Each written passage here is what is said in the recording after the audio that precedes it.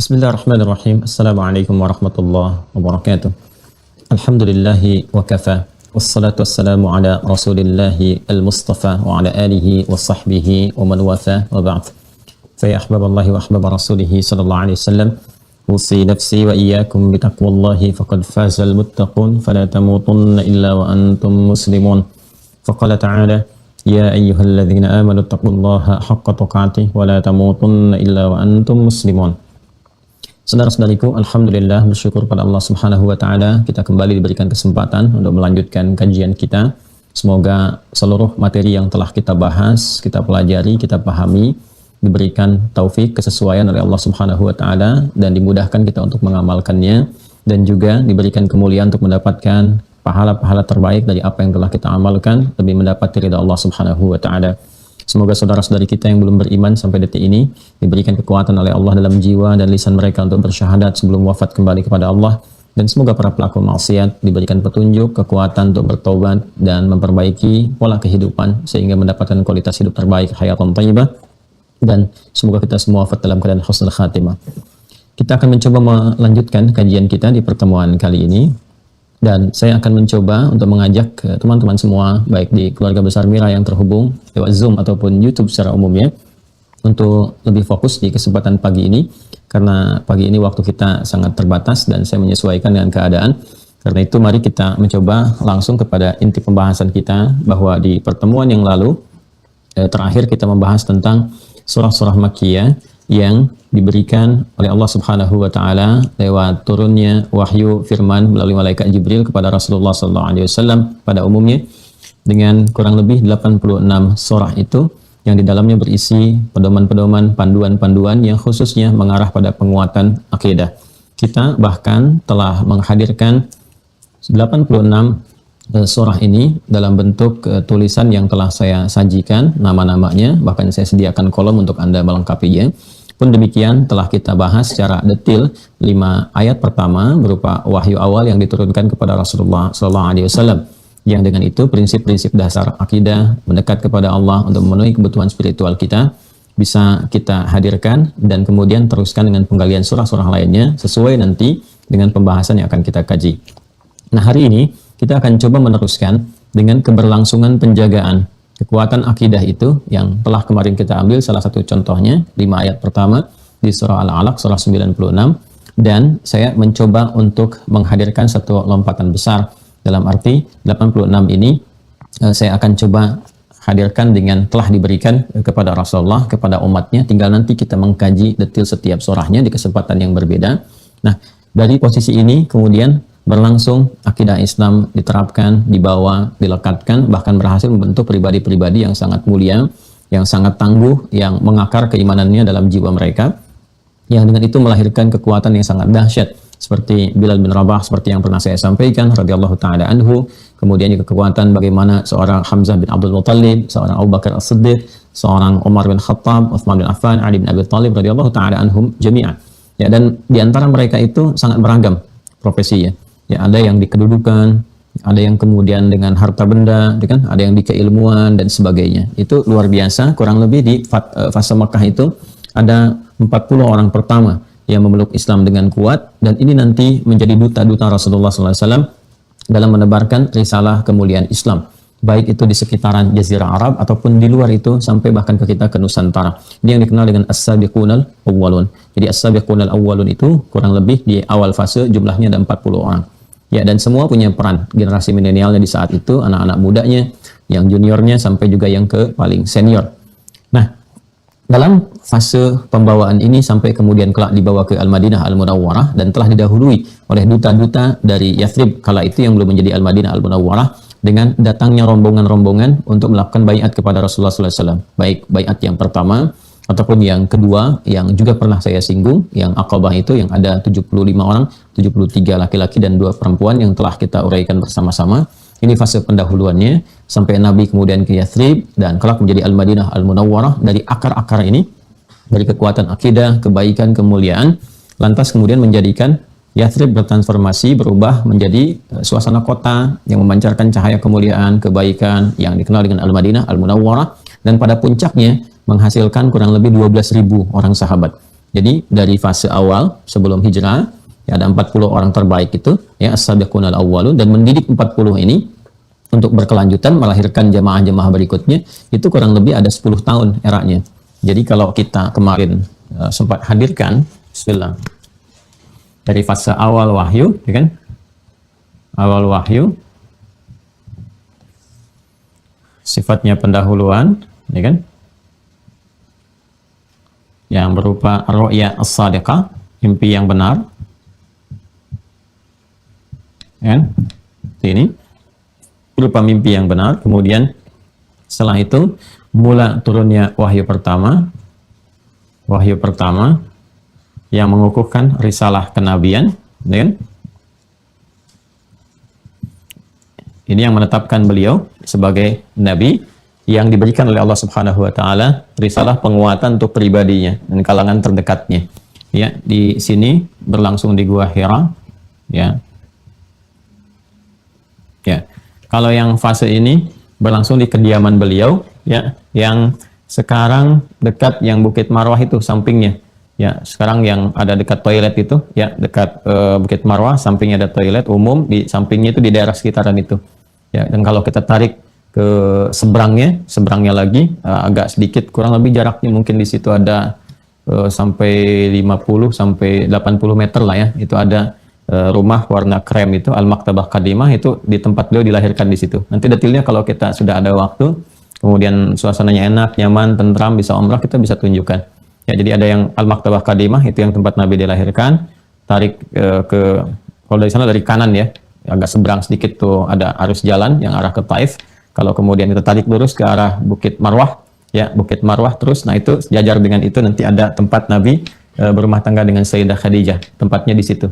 Nah itu kurang lebih ini fase 6 bulan. Kalau ini di Gua Hira, ya sekitar 6 sampai 7 kilo jaraknya di Jabal Nur. Dan usia di sini nih yang saya akan garis bawahi. Kemarin kita telah selesaikan di 40 tahun, ya kan?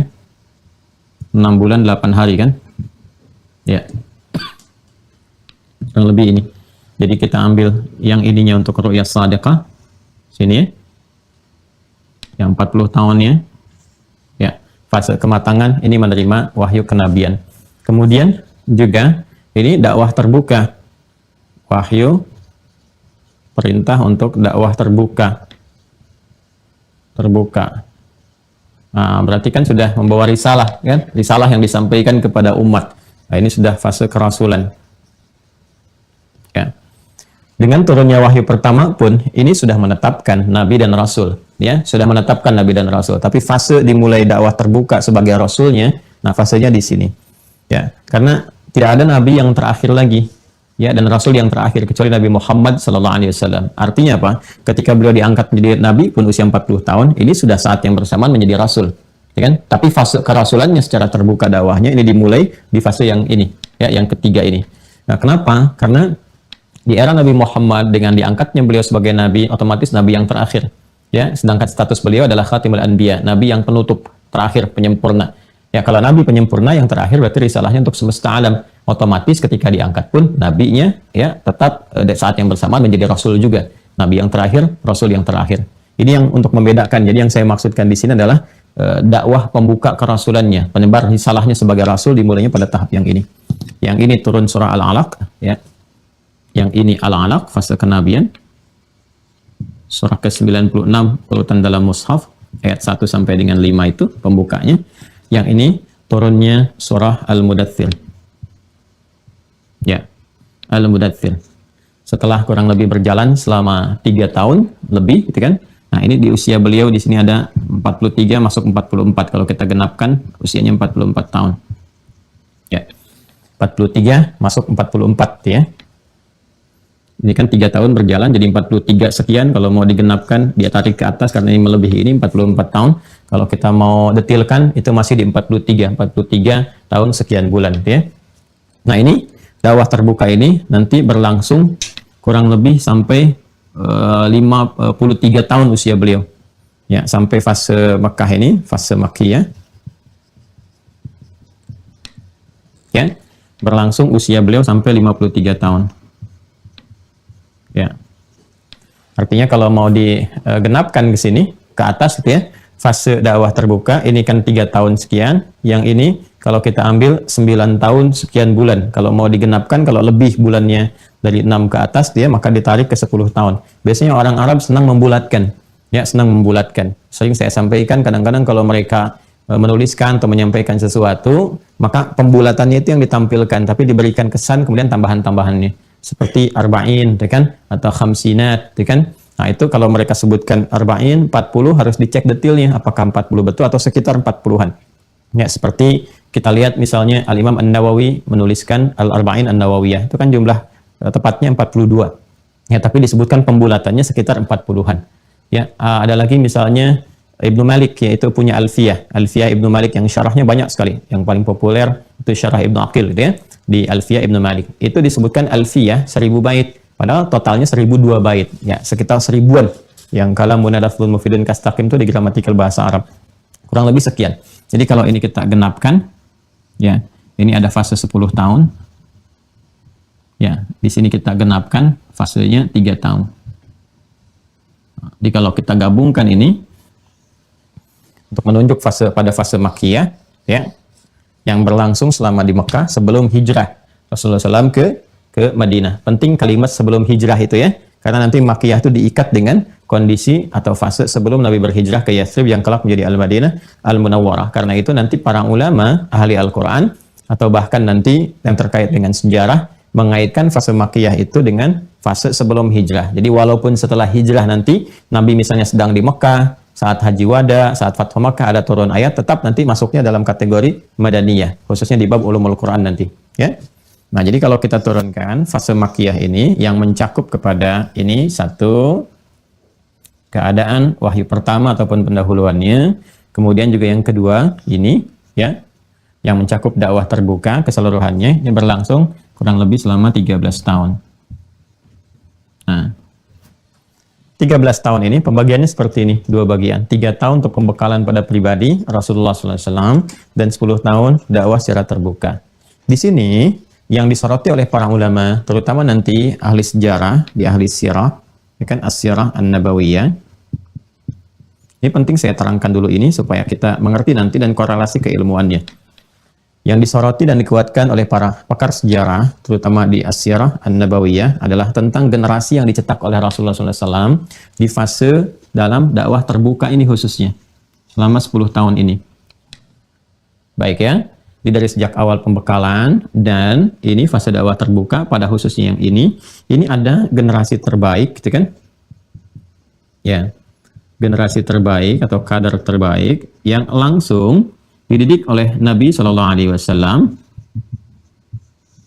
ya, di tempat yang khusus. Jadi ada kalangan-kalangan khusus tertentu yang belajar dengan Nabi SAW itu jumlahnya 40 orang ini.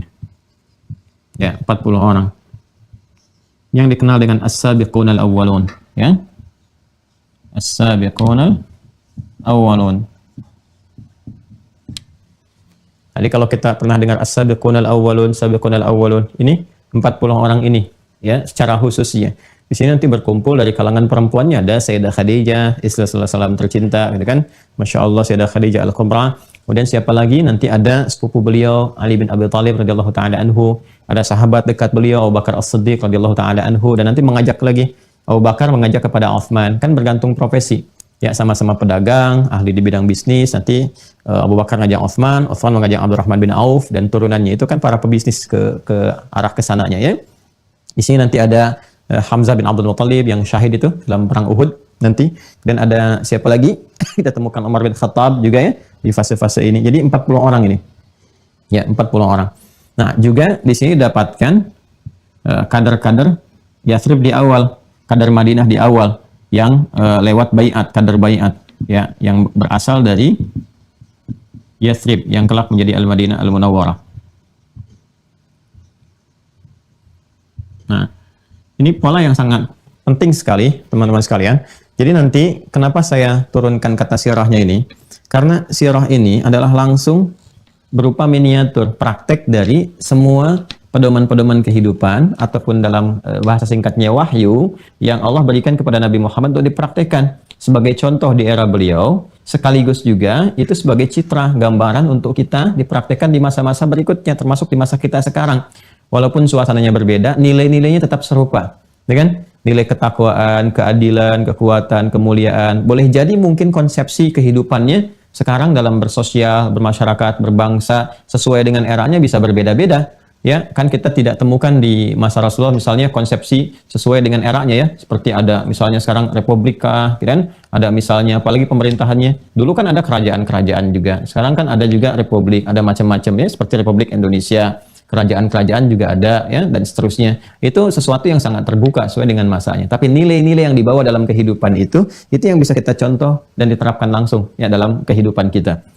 Di sini nanti ada teori-teori tentang diplomasi, ya, teori-teori tentang apa lagi, tentang penguatan pilihan orang-orang terbaik yang sekiranya bisa disiapkan ya untuk berkontribusi pada kehidupan masyarakat, berbangsa, bernegara dan sebagainya. Dari 40 ini luar biasa, dia kemanapun mereka ini berpijak, ini sukses, selalu sukses. Ya, dari 40 ini berpijak di bidang apapun, kemanapun, ini luar biasa. Ya, bahkan pada hal-hal yang hal-hal terkecil sekalipun, gitu kan. Nah, Bilal itu kan tugasnya adzan. Ya, tapi bagaimana beliau itu bisa mengumandangkan adzan, bahkan kisahnya sampai abadi, inspirasinya sangat luar biasa, sampai melampaui zamannya, sampai sekarang kan dikenal ya tentang adzannya, kerinduannya, kehusuannya, kemuliaannya, itu baru perkara adzan, belum perkara-perkara yang lainnya. Karena itu penting nanti untuk belajar sirah, karena sirah ini praktek langsung dari pedoman-pedoman berkehidupan yang dibawa kemanapun. Ya, ada babnya, kalau mau diturunkan ada semua babnya. Nanti nilainya ada di situ, pedomannya ada di situ, walaupun suasananya kita rasakan berbeda di setiap masanya. Lalu nanti di bawah secara singkat dengan penguatan pedoman yang umumnya di fase ini, ada pada penguatan akidah. Ya, al-aqidah al-islamiyah. Ya, tauhidnya ada di sini, usuluddin ada di sini, dan benar-benar tertanam usuluddin itu dalam jiwa mereka, ya. Dan pembuka kepada jalan berkehidupan Islami atau pedoman hidup Islami, PHI-nya, ya ini pedoman hidup Islami, penguatan ini yang ditanamkan terlebih dahulu, akar akidahnya, nanti jalan syariatnya, ya, jalan syariatnya. Nah, ini masih banyak, belum banyak, masih pembuka, masih pengantar di sini, ya. Saya tempatkan di ujung ini sebelum hijrah ya. Kalau di sini hijrah, kan di ujung ini nih. Ini baru turun perintah salat. Ya. Sebagai implementasi dari penguatan akidah ini. Perintah salat itu turun setahun sebelum Nabi hijrah ke Yathrib. Jadi usia Nabi SAW 52 tahun. Jadi fase awal di sini yang 13, berarti kurangi 1 tahun, karena ini kan usia 53 tahun, Rasulullah ini selesai ini. Ya. Berarti kalau di sini usia beliau 52 tahun, yang peristiwa Isra Mi'raj itu, Isra wal Mi'raj. Ya. 52 tahun, berarti di sini fasenya ada di fase yang ke-12 tahun kan? Nah, ini. Dari fase Makkiyah. Nah, fase Isra Mi'raj kita bisa terangkan detail. Di Islam itu uniknya begini. Itu bahkan para ulama ya, ahli-ahli Al-Qur'an, itu sampai mengatakan begini kalau Anda tanya, tahukah Anda tentang ayat ini? Beliau balik bertanya, yang kamu maksud ayatnya itu yang mana? Apakah ayatnya yang turun di Mekah atau di Madinah, turunnya siang, turunnya malam, turunnya di kabilah A atau di kabilah B, dalam peristiwa A, peristiwa B? Ya, jadi kalau Anda tanya misalnya, ya Bani Israil adhkuru ni'mati allati an'amtu 'alaikum, gitu kan? Nah, itu nanti ditanyanya apa yang wa'aufu ayat 40 atau yang wa'anni faddaltukum ayat ke-47, kan? Kemudian nanti disebutkan lagi di ayat 122-nya yang mana yang dimaksudkan. Terus dari itu yang turunnya yang mau di mana? Apakah mau yang di sini tempat ini, apakah yang siang atau yang malam? Sampai begitunya. Ya, jadi kalau Anda mau komparasikan kitab mana di muka bumi ini yang diyakini sebagai kitab suci, yang disucikan, bahkan kitab misalnya yang menampung wahyu, yang bisa menjelaskan secara rinci seperti Al-Quran. Kapan dia turun, di mana diturunkan, seperti apa turunnya, dalam suasana apa, sehingga kita bisa mengerti, ini arah pedomannya ke sini, contoh prakteknya begini, ya kan? Nah, ini sampai seperti itu gambarannya. Nah, ini kita bisa jelaskan tentang Isra Mi'raj itu, bahkan kita bisa detilkan. Ya, ini Nabi pertama sebelum berangkat di rumahnya Sayyidah Maimunah dulu, tempatnya sekarang yang ada Babun Nabi. Ya, jadi ada, kalau kita bergerak dari, saya selalu gambarkan begini nih. Jadi kalau ini ada Grand Zamzam, ini kan yang paling gampang karena ada jam besar itu, kan? Kemudian ini bersanding dengan Safwa. Jadi kalau ini Zamzam, Grand Zamzam, gedung ini, ya. Di sini ada Safwa, Hotel Safwa. Ya, kan nyebrang ini sudah pelataran haram kan? Ini nyebrang sudah pelataran haram. Di sini ada nyebrang sedikit ada toilet dan tempat wudhu. Terus ini jalan. Jalan ke sini, ini ada terminal sebelah sini. Kemudian ini ada Jabal Qubais di sini. Ya, saya kotaki karena sudah jadi istana. Ya, ada Qasr Diyafah. Ya, untuk istana menerima tamu-tamu yang dihormati yang mau haji, mau umrah, kadang-kadang di sini untuk ke transitnya. Nah, ini Jabal Qubais namanya di sini. Jabal Qubais. Nah, ini ada sejarahnya juga. Ini Jabal Qubais, kalau kita bawa ke bawah di sini. Nah, kalau kita mau ke arah haram, ini ke haram, di pelataran ya haram di sini, Masjid Al-Haram. Jadi kalau kita ke sini, bisa arah ke sini, ke Masjidil Haram, bisa kan lewat yang ke sini. Ya, kan pintunya banyak nih. Kalau kita ke sini, ini di sini ada pos ya. Pos satpamnya, security-nya, ini CCTV-nya. Kemudian kita jalan ke sini ya. Di sini ada bab 26, Gate Ismail ya. Terus ke sini lewat sampai kita temukan di sebelah sini ada Babun Nabi ini. Ya. Babun Nabi. Ya. Kalau kita lanjutkan ke sini lagi nanti di sebelah sininya ada Babus Salam. Ya. Babus Salam. Di Babus Salam nanti kalau kita tarik garis lurus ke sini ada Al-Maktabah Al-Qadimah. Ya. Ya, tempat lahirnya Nabi di sini. Ya, karena ini nggak cukup ya udah begini aja sampai di sini. Nah, jadi saya ingin katakan gini, di gate Nabi ini Babun Nabi nanti ada Bab Ali ke sininya, ada Babus Salam. Di Babus Salam ini di balik pintu ininya ada nanti kalau turun ke bawah yang ini pakai eskalator, yang tengah-tengahnya tangga biasa. Ini ada eskalator lagi. Ini ada Babus Salam masuk. Di sini di balik pintu ini rumahnya Abbas bin Abdul Muttalib. Jadi ada anaknya yang Fudail dengan Abdullah dikenal dengan Ibnu Abbas. Kalau masuk ke dalam lagi naik ke sini nanti ada Bukit Safa. Jadi di dekat sininya ada rumahnya Arqam bin Abi Arqam. Nah, saya mau bergerak ke Babun Nabi. Di Babun Nabi di sini ini rumahnya Sayyidah Maimunah. Ya, yang di sini Ibnu Abbas pernah main, pernah menginap, kemudian mendapati bagaimana bangun tidurnya Nabi di malam hari ya, sambil duduk dulu menghilangkan bekas ngantuk, membaca penutup surah Ali Imran, lantas membaca doa, pergi ke tempat tertutup untuk berwudu dan sholat di sini yang 11 rakaat itu. Yang dua ujungnya satu, termasuk khafifatain yang 2 rakaat. Ini tempatnya di sini. Nah, di sini pula Nabi sallallahu alaihi wasallam kemudian menunaikan salat 2 rakaat sebagai pendahuluan, tapi bukan nanti seperti yang didapatkan perintah yang di Isra Mi'raj. Karena ini di sini Nabi mengikuti jejak-jejak Rasul-Rasul sebelumnya, yang Hanifiyatul Khamsah itu dibawa, dipraktikkan oleh beliau. Nah, nanti di sini beliau kemudian bersiap-siap untuk menunaikan perintah ya setelah peristiwa yang sebelumnya dilempari itu di Taif ya. Ketika beliau ke Taif dilempari. Kalau Taif tuh kita bergeraknya di sini nih. Al-Maktabah Qadimah, tempat kelahiran beliau. Di sini tempat ngambil air zam-zam yang pakai keran. Ke sini nyebrang itu. Nah, itu ada jalan dari sini. Ya, jalan yang suka nawarkan mobil-mobil itu. Ya, taksi-taksi ke Taif. Nah, dari sini nih. Jadi kalau Anda mau gambarkan beliau ke Taif, dari gambaran di sini tempat berumah tangganya, sini kurang lebih nih. Di sini udah keluar nih. Ya, jadi ke Marwah ke sebelah sini, jalannya ke sini terus keluar. Ya, itu yang sempat dilempari itu, yang saat dilempari dan dilindungi oleh Zaid. Ya. Yang saat itu masih diadopsi oleh beliau, yang kemudian dilepaskan nanti hubungan adopsi yang dalam arti adopsi kekerabatan yang kokoh, jadi seperti ulul arham dalam rahim. Nah, itu yang dipecahkan sehingga muncul hukum adopsi yang benar, yang dibenarkan oleh syariat. Jadi kalaupun adopsi tetap nggak bisa nasabnya dilekatkan kepada nasab bapak adopsinya, harus dikembalikan kepada bapak asli atau ibu aslinya, ya kan? Karena hukum-hukumnya nanti akan berbeda. Nanti aspek yang lainnya. Islam tuh lengkap sekali. Ya, begitu nanti kemudian beristirahat setelah dilempari dan sebagainya, datang 2 malaikat penjaga gunung pada saat itu, penjaga Bukit Taif, dan menawarkan kepada Rasulullah SAW, ya kan, untuk bisa memberikan hukuman kepada mereka, ya, minta mohon kepada Allah, dan dikatakan oleh Nabi SAW, tidak, boleh jadi mereka innahum qaumun la ya'lamun, mereka itu kaum masyarakat yang belum tahu saja. Aku berharap justru di tempat ini nanti akan ada orang dewasa, anak kecil, pemuda dan sebagainya yang kelak akan beriman kepada Allah. Ya, dari situlah kemudian turun undangan ya perintah dari Allah Subhanahu wa taala untuk menunaikan Isra dan Mi'raj sekaligus. Jadi peristiwanya usianya 52 tahun pada saat itu. Nah, sebelum menunaikan Isra Mi'raj itu berada di rumah Sayyidah Maimunah.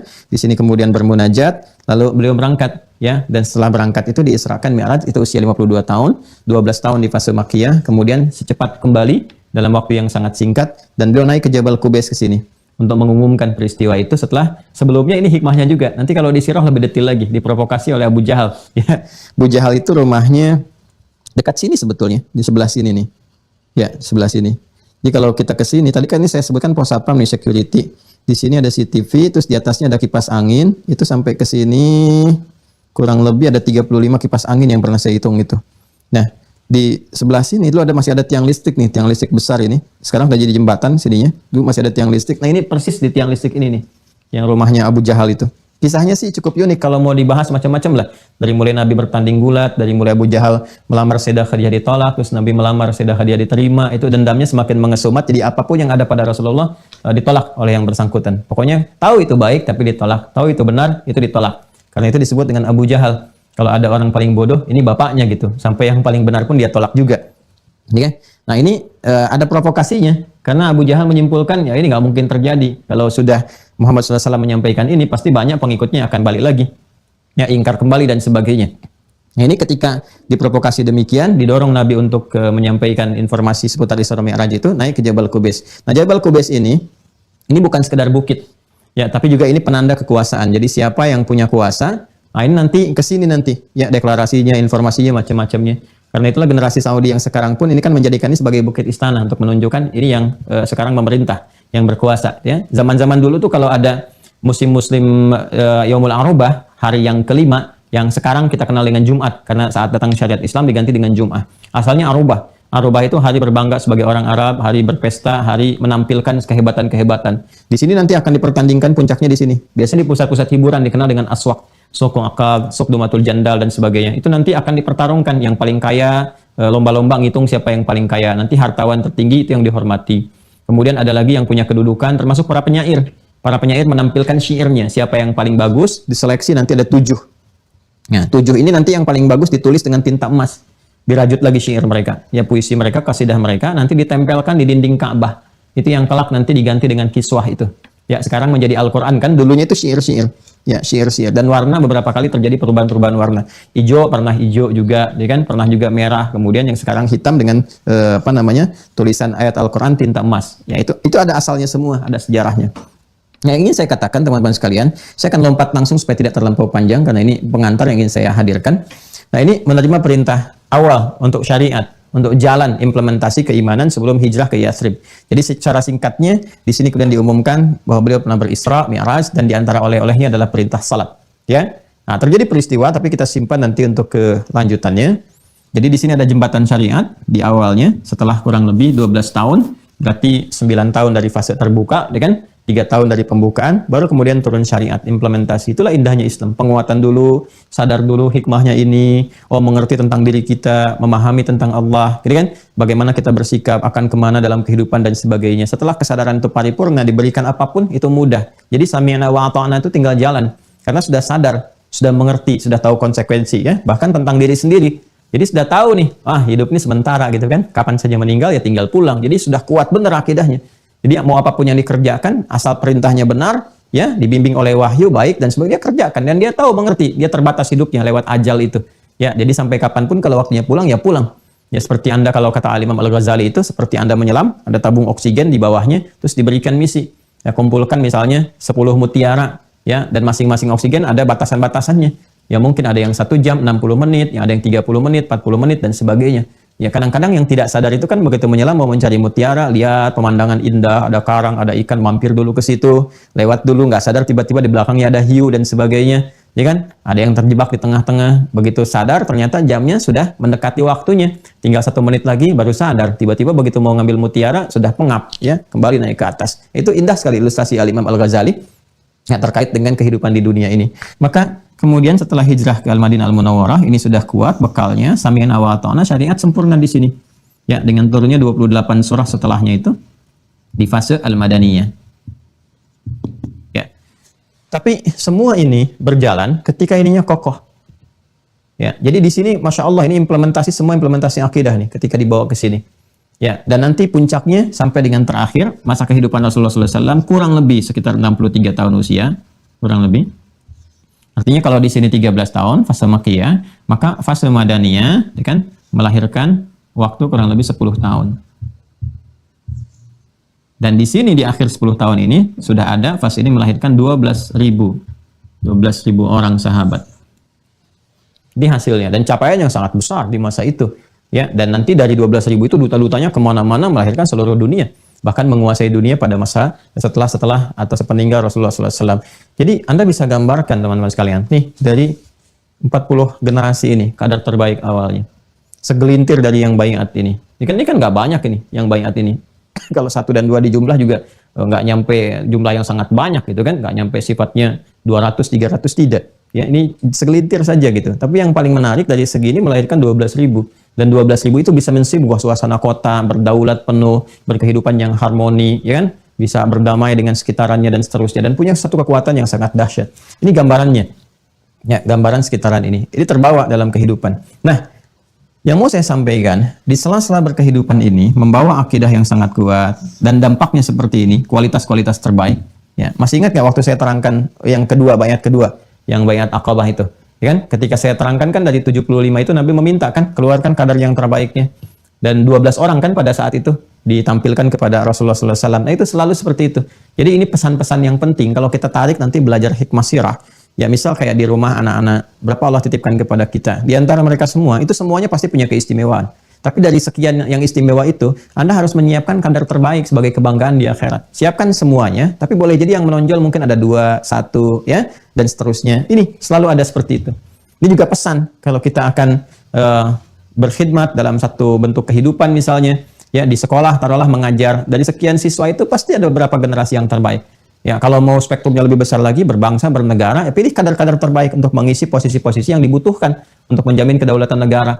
Ya, misalnya mau pilih menteri nih, pilih menteri yang paling baik, ya, yang terbagus di posisinya, di bidangnya, pengalamannya. Kalau mau milih duta-duta besar tuh, ini bisa diambil nih, spirit ini. Ya, yang dari Yasrib itu kan pernah berangkat dulu, mengetahui. Artinya apa? Mungkin ada yang pernah sekolah di daerah-daerah yang akan dituju, dia tahu tuh. Ya, tahu tentang ya budayanya, tahu tentang sosiologi masyarakatnya dan sebagainya. Pulang ke Indonesia misalnya setelah kuliah, apakah di Amerika, di Inggris, di Eropa, di Timur Tengah dan sebagainya, dan tahu bahasanya. Ya, jadi begitu kembali atau mungkin masih sedang studi gitu kan, diperhatikan oleh negara, oleh pemerintah, siapa yang paling punya bakat, yang paling baik, ya nanti ditawarkan apakah akan jadi diplomat dan sebagainya, ya dan seterusnya. Itu akan jadi orang-orang hebat kemudian karena tahu spektrum tempat yang akan dia tuju. Seperti Mu'adz bin Jabal yang diperkenalkan dengan Yaman, Umar mengerti. Begitu sampai di masa Umar langsung jadi duta besar di Yaman. Nah, ini gambaran-gambaran yang kalau belajar sirah, wah itu hampir semua praktek kehidupan itu kita temukan nilainya dan sangat tinggi sekali. Ya, sangat luar biasa. Ya, makanya saya pernah mengusulkan kalau perlu nggak usah bingung gitu, bisa buka aja sekolah-sekolah calon menteri, ya atau sekolah calon presiden. Jadi stoknya banyak. Ya, nanti kualifikasi yang dibutuhkan oleh Indonesia itu presidennya mau seperti apa sih gitu kan? Menterinya mau seperti apa? Jadi dipelajari betul di situ tentang pergerakan global di nasional, falsafah negara macam-macam dan sebagainya. Diajarkan sampai melahirkan yang berkualitas. Jadi nggak ribut-ribut kalau pemilu ribut apa macam-macam sampai ini sampai itu yang tidak kita harapkan memecah kehidupan berbangsa bernegara. Ya, itu gambaran. Itu kalau kita di sini aja gitu ya, kita kembali ke sini itu contoh aja. Nah, jadi kesini ini teman-teman sekalian, ini penguatannya sudah ada. Masanya kalau kita gabungkan berarti 23 tahun lah. 23 tahun. Ada yang menghitung dengan detail sampai mengatakan 22 tahun, ya kan? 2 bulan, 22 hari. Ya. Ya, tapi ada yang menyingkat membulatkan langsung dengan 23 tahun aja deh.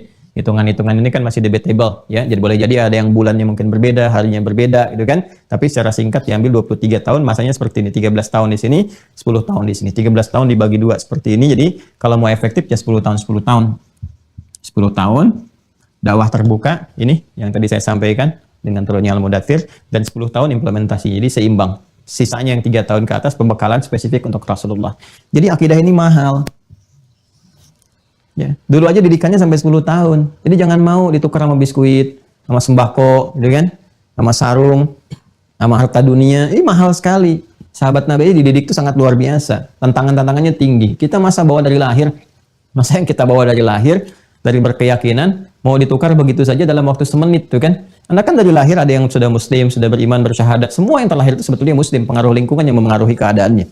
Ya, tapi kalau dibawa dari lahir sudah puluhan tahun, ya, sudah mau masuk kampus usia 20-an, 20 tahun tuh dibawa-bawa, masa ditukar cuma dalam waktu 1-2 hari. Ya, apa bisa masuk akal tuh? Ya, gimana kemudian mengolah itu dan seterusnya? Ya, kan saat dibawa semuanya muslim. Kullu mauludin yuladu 'alal fitrah. Yang dimaksud fitrah itu kan beragama, berislam, din. Quran surah 30. Ya, kalau kita mau gali kembali ya ketika Allah menetapkan fa'aqim wajhaka lid-dini hanifa. Quran surah 30 ayat 30 itu fa'aqim wajhaka lid-dini hanifa fitratallahi allati fataran nasa 'alaiha, kan? Maka hadapkan dirimu kepada ad-din sepenuhnya. Ad-din yang dimaksudkan Islam. Quran surah 3 ayat 19, innad dina indallahil Islam, ya. lidini hanifah, secara lurus, secara tegak. Jadi ketika seseorang itu terlahir, itu semuanya membawa fitrah keagamaan. Ya, dinnya itu yang hanif, ya Islam, itu fitrahnya. Fitratallahi allati fataran nasa 'alaiha. Kalau diteruskan ayatnya. Itu yang di surah 7 ayat 172 itu yang disebutkan bahkan dalam usia 4 bulan. Ya, ada komitmen kita bersyahadat kepada Allah. Itu yang dari awal-awal saya bahas itu. Wa idz akhadha rabbuka min bani adama min dhuhurihim ya dzurriyyatahum wa asyhadahum ala anfusihim alastu bi rabbikum qalu bala syahidna an taqulu yaumal qiyamati inna kunna an hadza ghafilin. Ya kan? Itu gambarannya. Jadi perubahan-perubahan ini harus perubahan-perubahan lingkungan, ya, pengaruh-pengaruh yang mungkin mempengaruhi dalam kehidupan harus betul-betul ya kita bisa menyikapi itu dengan kekuatan akidah. Kekuatan akidah, karena pengaruh setiap zamannya berbeda-beda, yang meruntuhkan ini banyak sekali nanti. Kenali penyakit-penyakitnya yang sebagian besar sudah kita pelajari. Nah, ini fase-fase ini pentingnya saya uraikan di awal. Fase-fase ini selama kurang lebih 23 tahun risalah itu disampaikan. Dengan usia Nabi puncaknya 63 tahun sampai kembali kepada Allah Subhanahu wa taala, dan sudah sempurna Islam itu. Sempurna, ya. Jadi dengan pelajaran ini Allah sudah mengatakan sempurna. Kalau sempurna itu berarti risalahnya sudah selesai, komplit, gitu kan? Nah, nanti tinggal Allah Subhanahu wa taala memberikan penguatan untuk menjaga kesempurnaan itu. Makanya nanti ketika turun surah Al-Maidah, surah kelima di fase ini, Quran surah 5 ayat 3 itu. Saya tuliskan di sini ya, fasenya Al-Madaniyah, walaupun turunnya saat Haji Wada kan di sini. Ya, turunnya di Mekah, tapi beradanya turunnya setelah hijrah. Kalau setelah hijrah kualifikasinya Madaniyah, ya kan? Madaniyah, pasca hijrah. Ini yang Quran surah 5 ayat 3, langsung di pertengahan ayatnya. Ya al-yawma akmaltu lakum dinakum wa atmamtu 'alaikum ni'mati wa raditu lakumul Islam madina. Jadi al-yawma akmaltu lakum dinakum, pada hari ini Allah langsung menyampaikan ya. Firman-Nya Allah langsung yang menyampaikan. Dan sebelum kita bicara tentang ini sudah tuntas kita menjelaskan tentang keyakinan kita kepada Allah. Jadi Islam itu indah. Sebelum kita bicara tentang hukum keterangan Allah, Allahnya sendiri dulu yang dibahas. Ya, bagaimana kita meyakini Allah sebagai Tuhan, tahu dari mana Tuhan yang benar. Terus coba dengan rasio ditangkap dibandingkan dengan yang dipertuhankan dan sebagainya. Setelah yakin betul-betul beriman kita, tunaikan semua perintah, jauhi semua larangannya dan sebagainya. Jadi, Allah menyampaikan kepada kita, Allah langsung berfirman, apalagi bagi orang beriman yang mengaku beriman pasti harus sudah yakin. Al-yauma akmaltu lakum dinakum. Ya, pada hari ini aku telah tetapkan kesempurnaan. Ya, din kalian. Yang dimaksud dengan ad-din apa? Ya, yang diridai oleh Allah, al-Islam. Al-Islam ini. Jadi di sini Quran surah 5 Al-Maidah ayat 3. Yang dimaksud ad-din al-Islam itu Quran surah 3 ayat 19. Inna ad-dina 'indallahi al-Islam. Di sini Allah sampaikan al-yauma akmaltu lakum dinakum. Di sini tetapkan inna ad-dina 'indallahi al-Islam. Jadi Allah yang menegaskan sekali lagi, pada hari ini telah aku tetapkan kesempurnaan din untuk kalian, yaitu Islam. Jadi Allah sendiri yang mengatakan Islam itu sudah sempurna. Kalimatnya jelas sempurna. Al-yauma akmaltu. Ini kalimatnya akmal. Akmala yukmilu, akmaltu. Ya. Dari akmala yukmilu. Penambahan hamzah di depan dari asalnya kamula, kamal, tambah dengan akmala, benar-benar sempurna, tegas kesempurnaannya. Dan kamal sendiri kesempurnaan yang sudah jelas sempurna, nggak butuh penambahan, nggak butuh pengurangan, sempurna betul keadaannya. Ya. Jadi ketika sudah sempurna, Allah langsung menegaskan Islamnya sempurna. Nah, jadi nggak boleh kita sebagai umat Islam, ya, apalagi yang beriman mengatakan Islam belum sempurna misalnya, masih butuh ini dan itu. Ini dipertanyakan keimanannya. Ya, karena Allah sendiri mengatakan ini sudah sempurna ini keislamannya. Kalau muslimnya, orangnya, boleh jadi orangnya belum sempurna, tapi Islamnya sempurna. Jadi salah kalau ada pernyataan misalnya Islam belum sempurna, gini. Bukan, orang yang belum sempurna. Ya, jadi kalau apalagi orang Islam yang mengatakan, ya kalau andanya yang belum sempurna, jangan Islam yang disalahkan, ya kan? Mungkin orangnya yang belum sempurna, ya belum sempurna menunaikan syariat Islam dengan baik. Saya sering ilustrasikan kalau pecinya itu nggak tepat, nggak pas, jangan kepalanya dipotong. Ya, cari peci yang sesuai dengan ukuran-ukuran itu untuk penyesuaiannya. Ini gambarannya.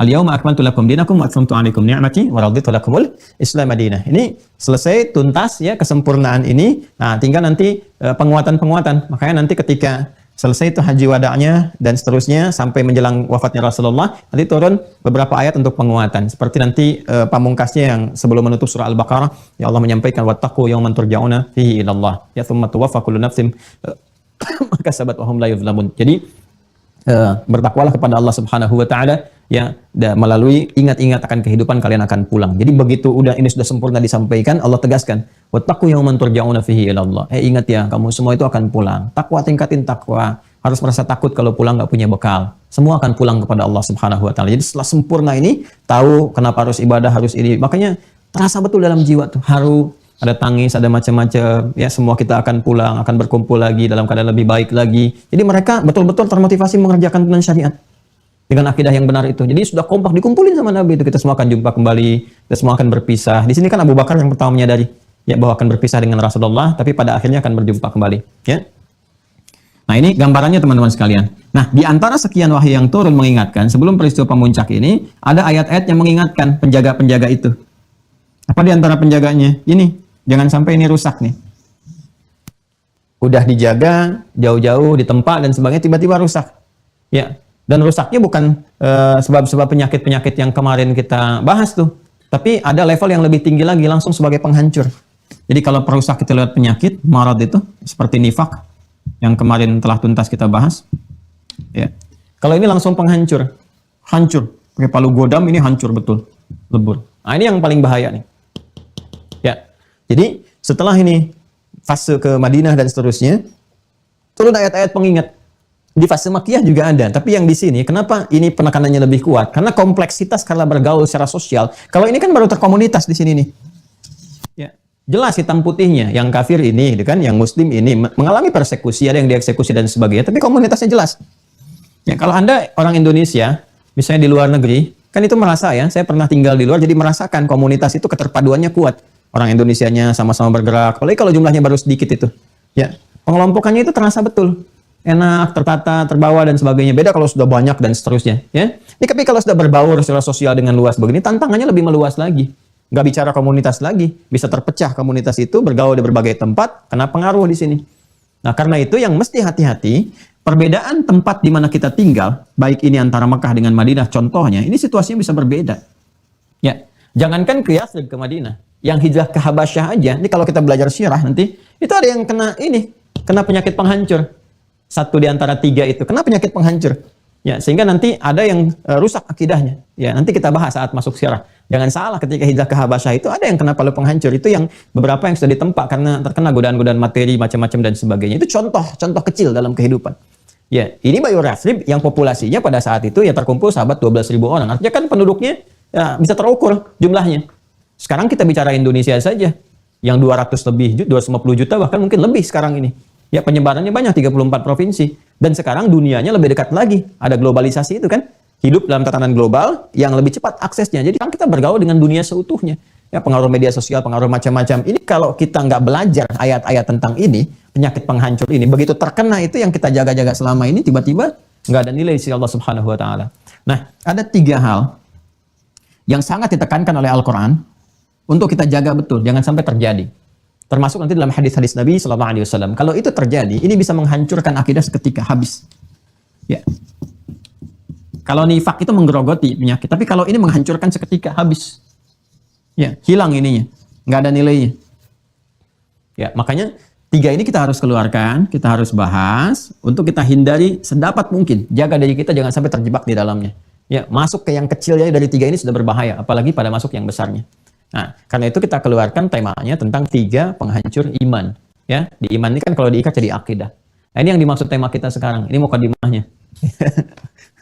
Pahami maksudnya ya. Jadi kalau saya gali dari awal begini, kita mengerti itu udah berkorban segala rupa, macam-macam puluhan tahun, tiba-tiba kena ini habis amalan, kan sayang sekali gitu. Nah, 3 penghancur iman ini kita akan gunakan kurang lebih 15 menit ke depan.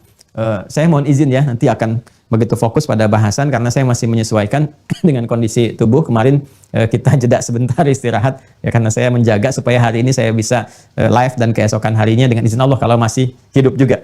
Jadi kadang-kadang live di Zoom atau media sosial atau digital kan nggak akan mungkin terjadi kalau di realnya tidak live. Yuk kita teruskan ke sini. Semoga Allah muliakan kita semua. 3 ini, 1 syirik. Syirik. Ini. Dah. Yang kedua, riddah. Riddah. Riddah. Sudah? Syirik, riddah. Riddah itu sifat keadaan. Orang ini dikenal dengan murtad namanya. Ya. Sudah? Yang ketiga, kufru ba'dal iman kufur. Kufur ba'dal iman, kufur setelah iman. Yang dimaksudnya ini keperbuatan. Kufur nanti keperbuatannya dia masih tertulis muslim, gitu kan? Masih mengaku beriman, tapi perbuatannya ada perbuatan dia yang menunjukkan kekufuran. Yang kekufuran ini seketika menghancurkan ini. Ya, jadi bukan perbuatan-perbuatan biasa. Kalau ini nanti kita jelaskan, gitu kan? Kalau ini juga nanti kita jelaskan, ya ini kufur juga ini. Ini kufur juga. Ini juga kufur juga maksudnya, tapi ada definisi sendiri di sini. Kalau ini jelas nanti ada misalnya kayak statement atau perbuatan langsung ditunjukkan walaupun dia mengatakan saya masih muslim dan seterusnya, tapi mengerjakan ini perbuatan-perbuatan yang masuk kufur ya, dalam konteks bisa menghancurkan iman, ini bisa seketika dihukumi dia hancur imannya, bahkan keluar dari Islam kecuali dia kalau bersyahadat kembali ya. Ini tanpa disadari. Kalau ini jelas ketahuan, ini jelas ketahuan. Yang ini nih yang sekarang nih. Yang sering banyak terjadi, yang ini. Ya, tanpa disadari, ini sering banyak terjadi. Nanti kita tunjukkan supaya nggak lompat-lompat ya. Yuk kita mulai dengan yang ini dulu, yang syirik. Saya berikan cepat. Syirik. Ya, kalau kita ambil kata kerjanya yang sering digunakan di dalam Al-Quran dari asyraka yusyriku. Asyraka yusyriku. Orangnya disebut musyrik. Ya.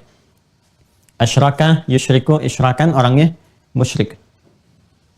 Syiriknya ini kata asalnya. Jadi kata awal asalnya dari syaraka. Ya syaraka, kata dasar awalnya ya sebelum dia berderivasi.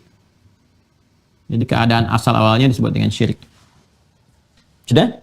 Kalau syirik ini dilakukan, syaraka dilakukan, dikerjakan dalam aktivitasnya, tambahkan hamzah di depannya. Jadi dari syaraka jadi asyraka. Kalau ini keadaan, sifat, kan? Ketika dikerjakan berwujud perbuatan jadi begini, asyraka. Orangnya musyrik. Jadi musyrik itu orang yang berbuat syirik. Jelas ya? Nah, perbuatan ini, asalnya ini, keadaan, sifatnya ini, syirik. Tadi kata syaraka. Kalau ini dikerjakan, tambah hamzah di depannya di asyraka, gini. Orangnya disebut musyrik. Jadi musyrik adalah orang yang berbuat syirik. Ya, apa itu syirik? Syirik. Syirik itu secara singkatnya ya menyekutukan Allah dengan yang lain. Ya, melekatkan sifat-sifat atau hal yang terkait dengan ketuhanan kepada selain Allah. Melekatkan sifat-sifat atau yang terkait dengan ketuhanan ya kepada selain Allah. Menyertakan ya satu kekuatan-kekuatan yang diarahkan kepada sifat ketuhanan selain kepada Allah. Jadi dia nggak mempertuhankan selain Allah. Ya, dia mempertuhankannya tetap. Dia katakan ini Allah Tuhan, Allah Tuhan, Allah Tuhan, ya kan? Kalau dalam konteks dia beriman ya, saya sedang berbicara ketika dia beriman. Ya, kalau tidak beriman ya jelas itu bisa kufur dan syirik sekaligus, gitu kan? Kalau ini yang dimaksudkan dia mengaku beriman, kan kita bicaranya tentang 3 penghancur iman. Dia mengaku beriman, dia menuhankan Allah, hanya Allah yang Tuhan, yang lain nggak ada. Tapi saat bersamaan dia berbuat sesuatu yang meyakini ada kekuatan-kekuatan ketuhanan, kan? Atau sifat-sifat tertentu yang seharusnya semua sifat dan keadaan ini hanya dilekatkan kepada Allah saja. Ya, misal kalau kita memohon, yang arah permintaan ini mengarah kepada penyembahan dan kepatuhan, kita hanya mintakan kepada siapa? Allah kan? Masih ingat di simpul yang pertama, ya saat pembahasan tentang simpul iman, kita membahas tentang Allah, di antara turunannya adalah bagaimana cara meminta bermohon dengan al-asmaul husna. Quran surah 17 ayat 110, Qulid Allah awid ar-Rahman ayyamma tad'u falahul asmaul husna. Kalau Anda punya apapun yang dalam kehidupan, yang ingin cari solusi, ingin minta, ya maka mintalah kepada Allah. Ya, ini gambarannya. Jelas? Baik. Kemudian wa idza sa'alaka 'ibadi 'anni fa inni qarib ujibu da'watad da'i idza da'an. Quran surah ke-2 Al-Baqarah 186. Ya kan? Kalau hamba bertanya kepada Muhammad SAW, berkonsultasi, ingin mendekat kepada Allah, artinya ingin meminta, ya maka katakan Allah begitu dekat, jadi mohonlah kepada Allah, Allah akan menjawab. Di semua permintaan, unsur penyembahan, ya kemudian juga kebergantungan, itu kembalikan kepada Allah. Kebergantungan disebut dengan As-Samad. Allahus Samad di surah Al-Ikhlas ayat yang kedua. Jelas ya? Nah, jadi semua hukum tentang bagaimana cara kita meminta, memohon dan sebagainya, hal-hal terkait kebutuhan tentang kehidupan kita, ya, yang tentang jalan hidup kita, takdir kita dan sebagainya, kembalikannya kepada Allah. Nanti jawaban dari Allah ini yang kita ikuti lewat Al-Quran atau petunjuk Rasulullah Sallallahu Alaihi Wasallam. Ya, minta kepada Allah. Nanti Allah atur caranya. Begini ada Al-Asmaul Husna, begini mintanya, ini caranya, ini contohnya, ini begini. Orang dulu pernah mengalami nabi-nabi begini, orang soleh begini, kerjakan ini, jauhi ini dan seterusnya. Ya, kalau mau pakai wasilah, wasilahnya begini. Kan ada yang wasilah itu di Quran surah ke-5 Al-Maidah ayat 35. Itu yang dikenal dengan tawassul. Ini tawassul yang dibenarkan oleh Al-Quran seperti ini gambarannya. Ya, ya ayyuhalladzina amanu taqullaha wabtaghu ilaihil wasilah. Hai orang-orang beriman, tingkatkan takwamu kepada Allah dan cari tawasul dengan takwa itu. Allah tegaskan dengan takwa. Jadi kalau kita mau tawasul, minta kepada Allah lewat takwa. Nanti takwanya dirinci lagi, baik di ayat ataupun di hadis-hadis. Ada takwa lewat amalan, ya bertawasul dengan amal. Kan ada. Saya pernah cerita kisah viral yang 3 orang terjebak di gua itu kan. Ya, kisahnya panjang sekali. Dan mereka ketika terjebak di gua, hujan, masuk ke gua berlindung, ada batu menggelinding, singkatnya kan gitu. Mereka mendorong kan tak sanggup itu, tenaganya nggak cukup. Ya, tapi mereka mohon kepada Allah, mintanya kepada Allah, tawasul dengan amal mereka. Ya, yang meningkatkan takwa itu. Saya pernah merawat ibu begini, saya pernah membebaskan hutang begini, saya pernah memberikan perhatian pada karyawan begini, dan dengan tawasul itu berakhir semuanya. Jadi semuanya terhubung kepada Allah dengan perintah, diikat dengan ini, dengan keterangan Rasulullah SAW. Ini yang benar. Ya, tiba kemudian misalnya apa yang terjadi? Alih-alih memohon kepada Allah, dia meminta kepada benda-benda tertentu. Ya. Ada yang minta kepada pohon misalnya, ya kan? Pohon-pohon besar, minta kepada benda-benda keris tertentu misalnya apa, ada meyakini di balik keris ini ada kekuatan mistis, kekuatan macam-macam yang bisa, yang meyakini ini tadi menjadi solusi bagi kehidupan dia. Ya, yang kalau pakai ini nanti rezekinya bisa lancar, bisa ini, bisa itu. Nah, ini syirik. Berbuat seperti itu musyrik. Jelas ya? Atau langsung misalnya datang ke orang-orang tertentu, ya, yang orang-orang ini menyambungkan dengan kekuatan-kekuatan gaib seperti jin, ya, dan seterusnya. Ini pasti jin. Kalau jin itu kalau sudah dimintakan bantuan-bantuan tertentu terkait dengan kehidupan dunia, dengan arah-arah kekuatan, nah itu setan pasti masuk. Ya, karena setan sendiri sifatnya apa? Ketika disebutkan minal jinnati di surat An-Nas itu, minal jinnati wan nas, termasuk kalangan jin. Banyak yang jadi setan. Intinya kalau mengarahkan sesuatu tindakan yang menjauhkan dari Allah, udah pasti setan itu. Ya, setan itu kan menjauhkan dari rahmat Allah, udah pasti itu. Itu di surah Al-Jin sudah ada, surah ke-72 ya, Al-Jin ayat yang ke-6.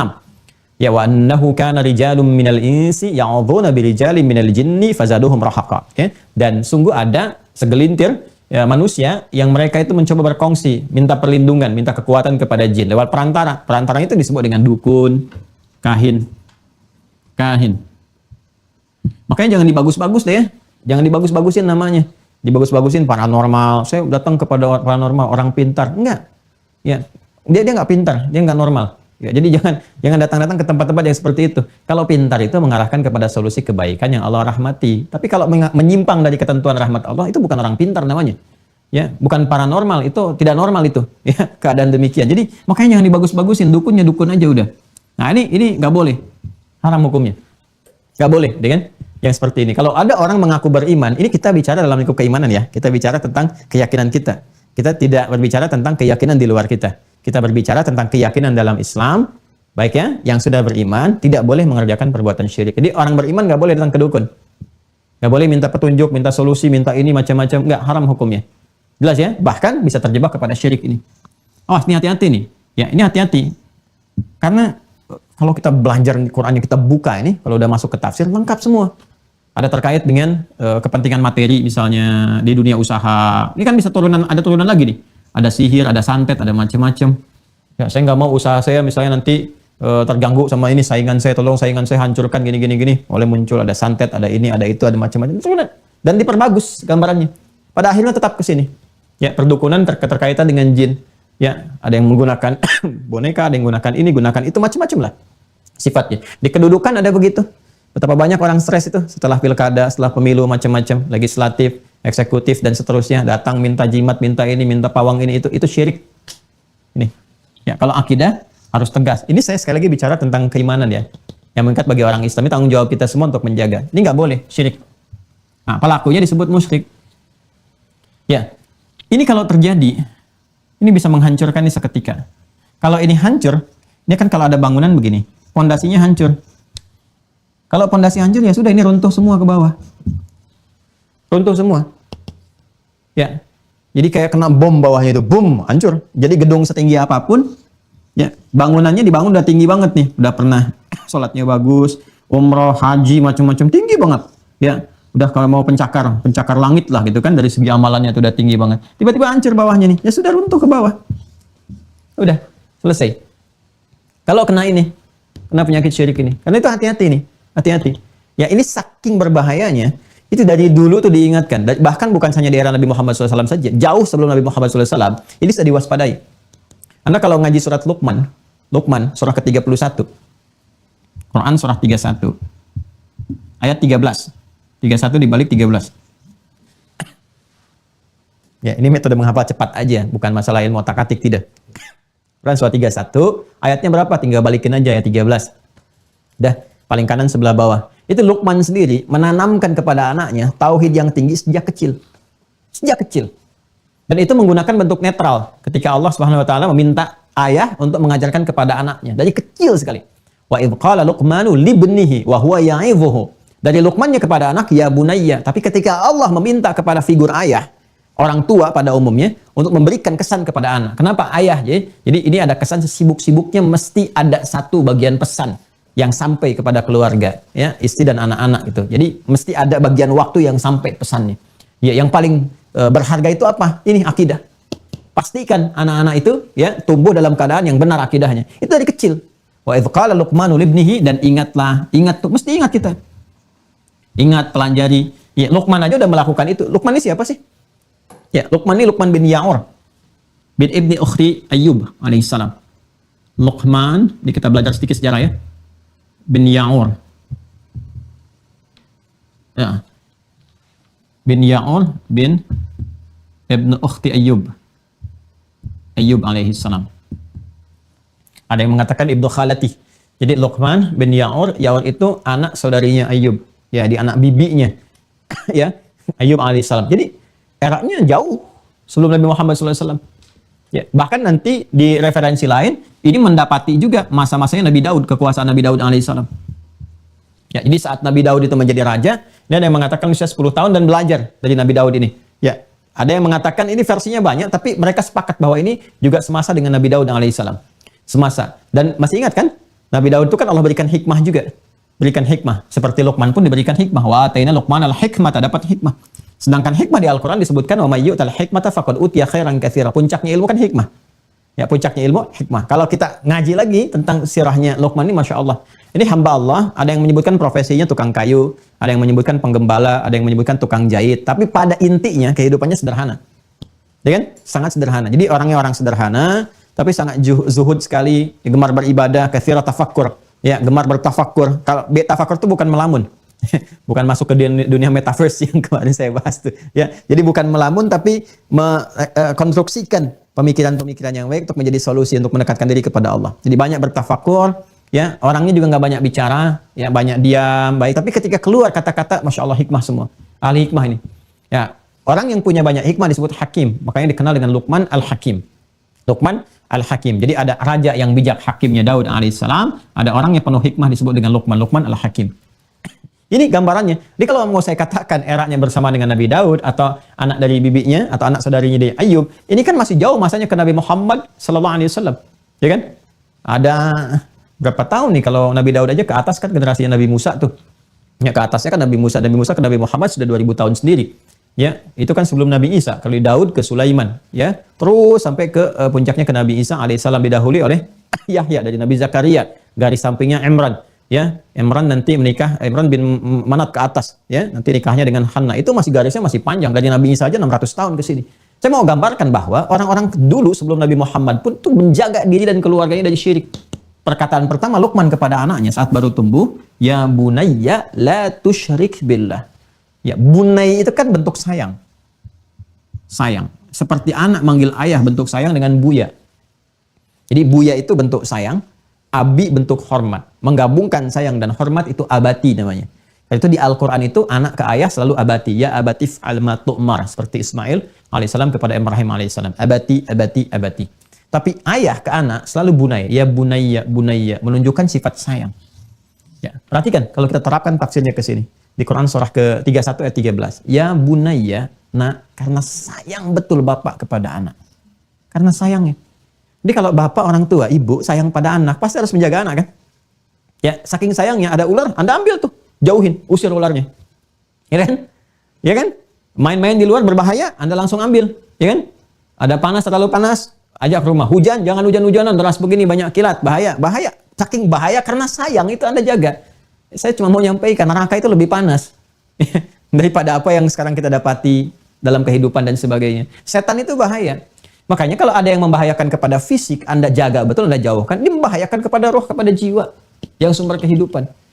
Karena itu, ini kalau bahasa bebasnya ya, bahasa bebasnya Allah ingin mengatakan kepada kita, kalau Anda orang tua sayang kepada anak, maka lakukan seperti Luqman melakukannya.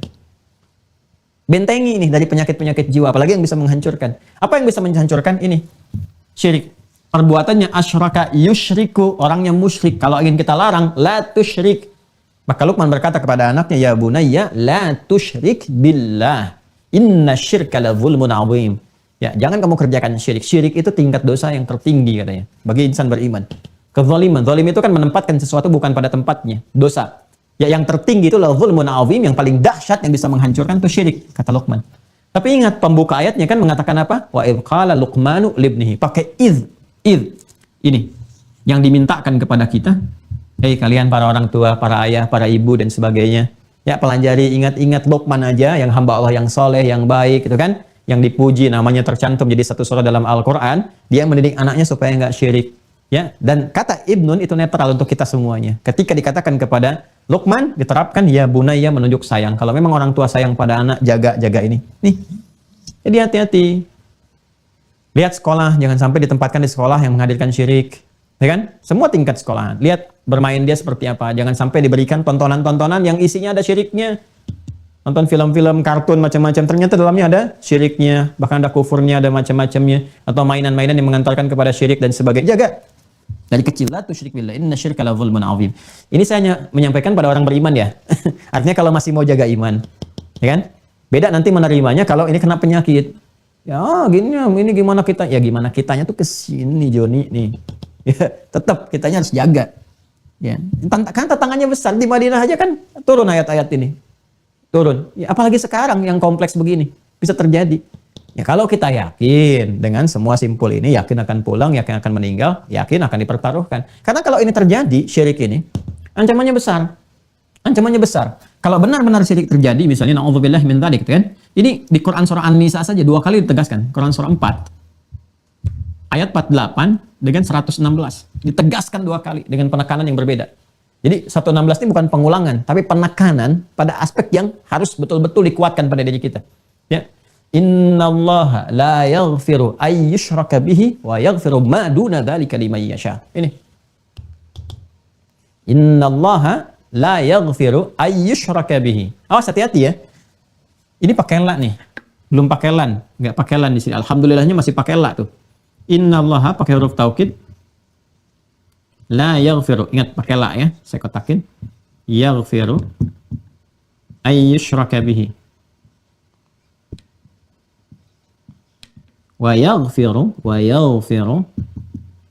ma duna dzalika liman yasha. Ya. Lihat sini. Kita i'rab sebentar. I'rab tuh di ilmu di gramatikal bahasa Arab. Saya tambah sedikit ya supaya menyempurnakan. Tadinya saya mau berhenti di 6:30, coba kita lengkapi dulu supaya nggak terputus. Inna harfu nasbin wa taukidin tansibul isma wa tarfa'ul khabar mabniun 'alal fathi la mahalla lahu minal i'rab. Inna itu huruf taukid, penguat dan nasab. Nasab itu menjadikan harakat kalimat setelahnya berharakat fathah, pada umumnya begini nasab. Ya, tapi nasab sendiri dalam bahasa Arab artinya menancapkan sesuatu dengan kuat sehingga menghilangkan aspek-aspek keraguan sedikit pun. Orang Arab mengatakan nasaba rajulu asahu 'alal ard. Ya, orang Arab menancapkan tongkatnya di bumi dengan kuat. Nasaba rajulu 'alal ard. Gini, sampai nggak goyang, kuat sekali gitu. Itu nasab namanya.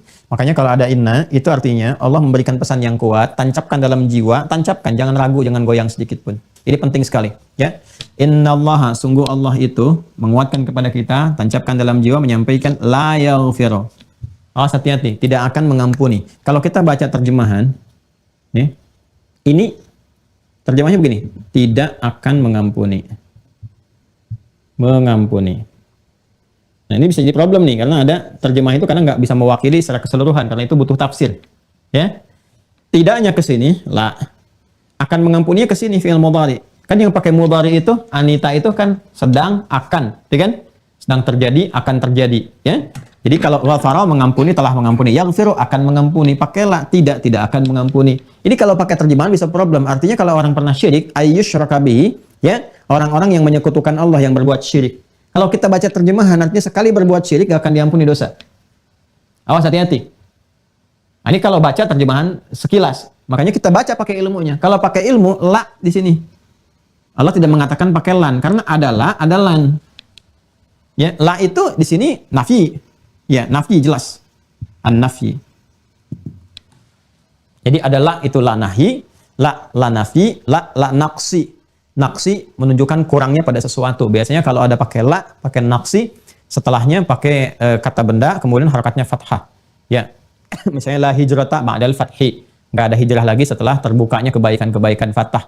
La-nya kemudian setelah itu harakatnya fathah, la hijrata. La-nya di situ bukan bentuk nafi, bukan larangan mutlak, tapi menunjukkan naksi. Naksi itu berkurangnya pada sesuatu. Jadi kalau sudah terbuka kebaikan, Anda tinggal di satu tempat, ya kan? Udah bagus, udah bisa ngaji, udah sholatnya jamaah, enak lingkungannya. Kalau sudah begitu, usahakan jangan pindah. Kalau pindah lagi, sulit menemukan suasana serupa. Malah nanti berkurang. Itulah naksi, berkurang. Ibadah berkurang, sholatnya nanti yang biasa jamaah jadi berkurang, dan sebagainya. Itu naksi namanya. Ya, la nafi yang seperti ini. Ya, la yukallifullahu nafsan illa wus'aha. Jadi cirinya kalau nafi itu di setelahnya adalah kata kerja biasanya umumnya, kemudian setelahnya di harokat akhirnya itu dhammah. La yukallifu, la yaghfiru, ya, dan seterusnya.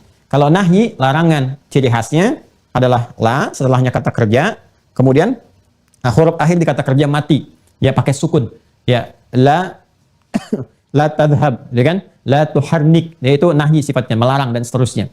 Ya, la tuharrik lisan, la tuharrik bihi lisanaka lita'jala bi. Jangan gerakkan lisanmu cepat-cepat untuk bisa menghafal Quran. Itu nahyi sifatnya. Ya, la yaskhar qaumin qaum. Jangan saling mencela. Itu nahyi sifatnya. Larangan. Jelas ya?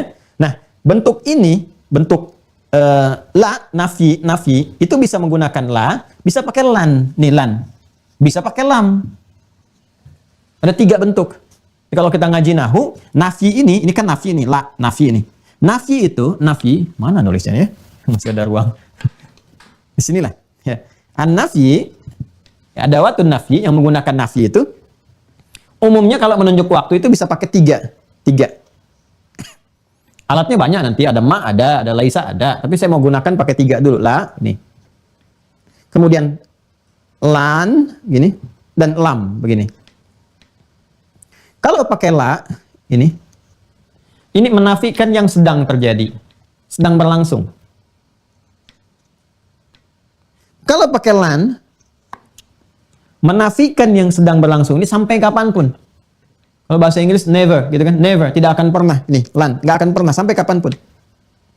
Ya, jadi bedanya lan dengan la. Kalau lan ini sampai kapanpun, udah sampai akhir. Lan, udah sampai ujung.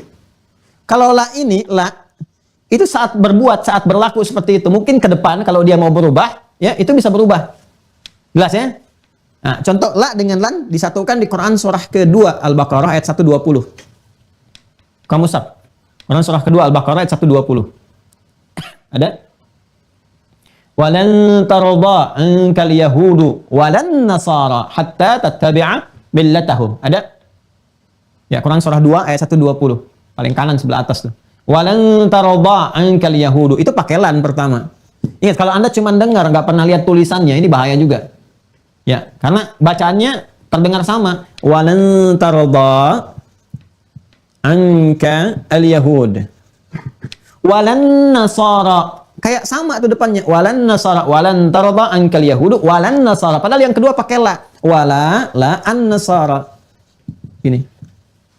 Ini la, lan. Ini la, beda. Kalau lan never. Nggak pernah.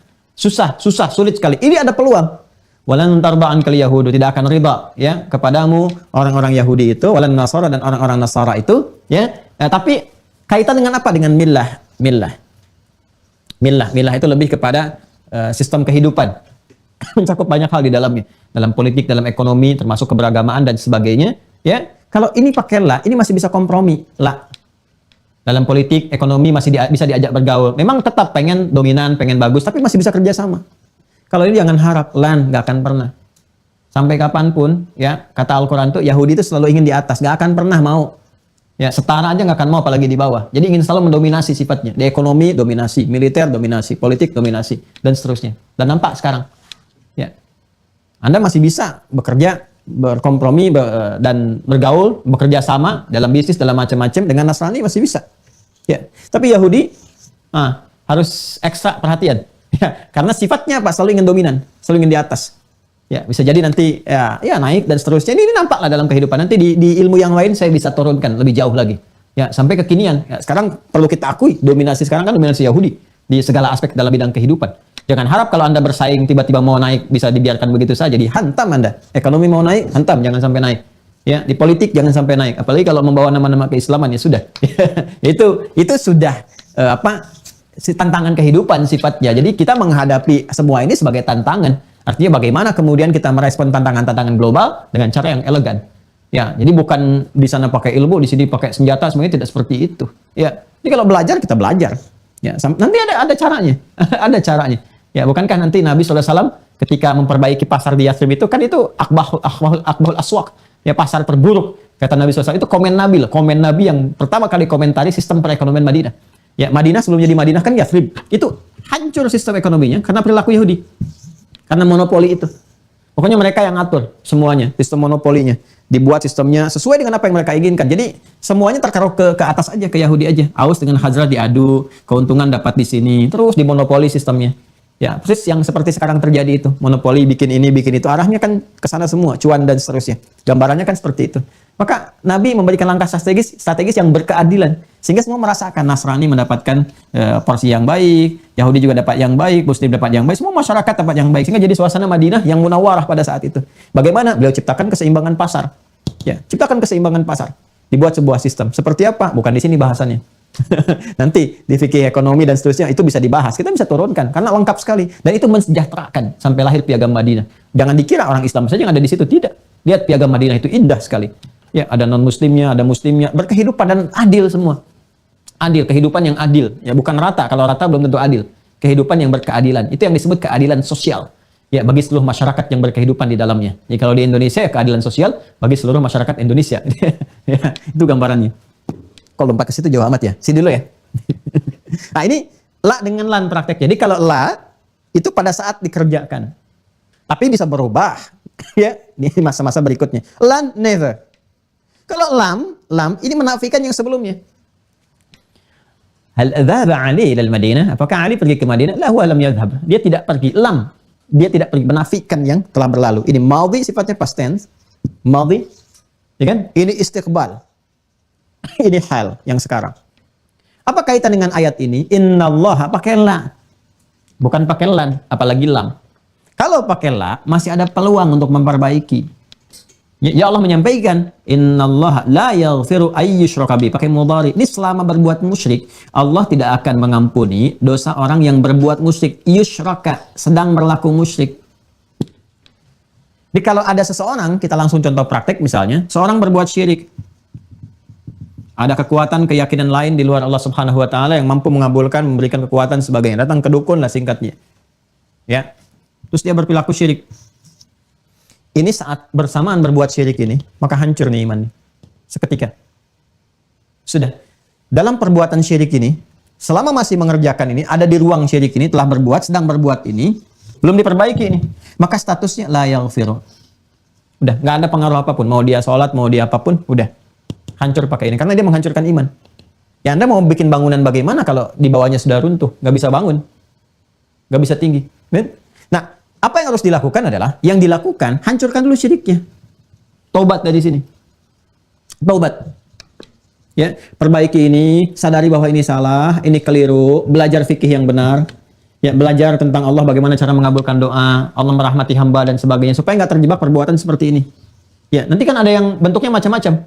Ya, bisa kesembahan, bisa nanti ya datang-datang ke tempat-tempat tertentu, kan? Atau bahkan dilekatkan di bentuk tato dan sebagainya, dengan harapan dengan pakai tato itu bisa melahirkan energi, kekuatan ini dan sebagainya. Itu sudah syirik.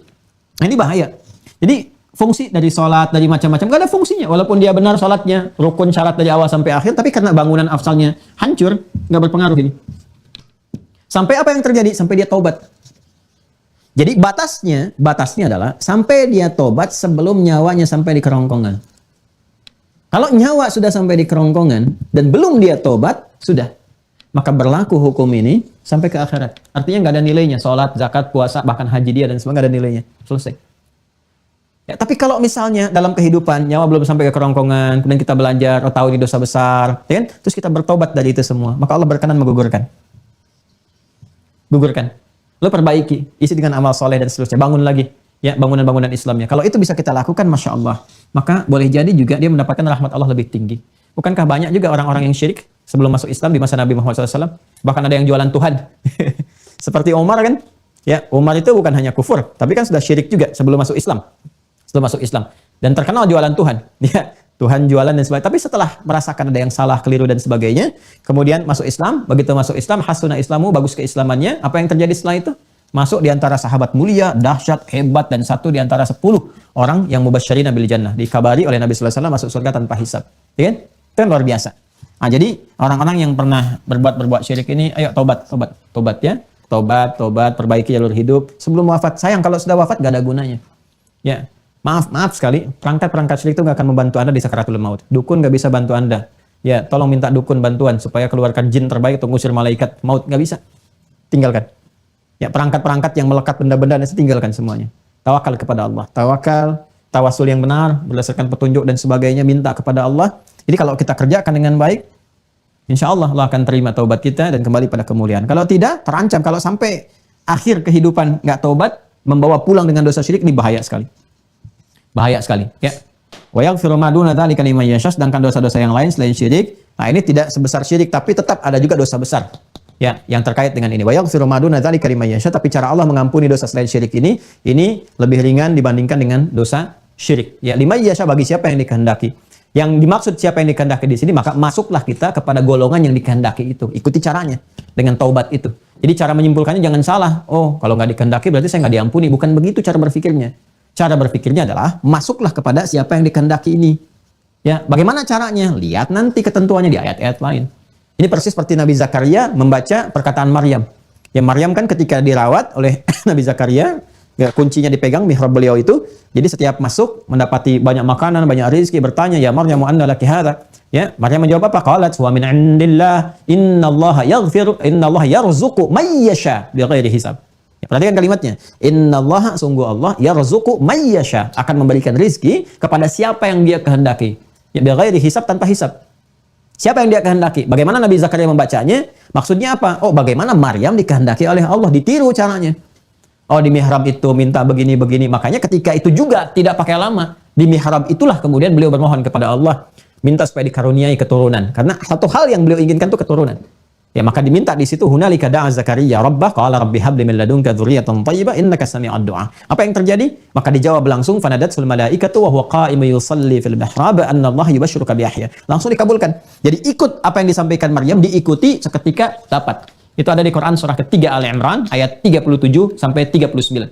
Ya, fataqabbalaha rabbuha biqabulin hasanin wa ambataha nabatan hasanan wa kaffalaha Zakaria kullama dakhala 'alayha Zakaria al-mihraba wajada 'indaha rizqa. Qala ya Maryam anna laki hadha? Qalat huwa min 'indillah. Innallaha yarzuqu man yasha bighairi hisab. Demikian terus sampai 38 39. Yang hunalika sampai fanadatu yang tadi saya bacakan. Jadi kalau di sini Allah menyampaikan wa yaghfiru ma duna dzalika liman yasha, dan mengampuni selain syirik ini, maksudnya kalau dia berbuat dosa, ya bisa cepat lebih diampuni dibandingkan syirik. Ya, yang harus betul-betul komitmen dengan kuat untuk menghancurkan ini semua syirik ini. Lima yasha, pada siapa yang dikehendaki. Maksudnya apa? Masuklah kepada golongan yang dikehendaki ini. Belajar. Dimasuk ke An-Nisa ayat 17, ayat 18 tentang taubat. Taubat dikerjakan, bimbingannya bagaimana dan seterusnya. Ini bahayanya syirik. Ya, karena itu Luqman berkata kepada anaknya, ya bunayya la tusyrik billah. Dari sejak kecil pastikan.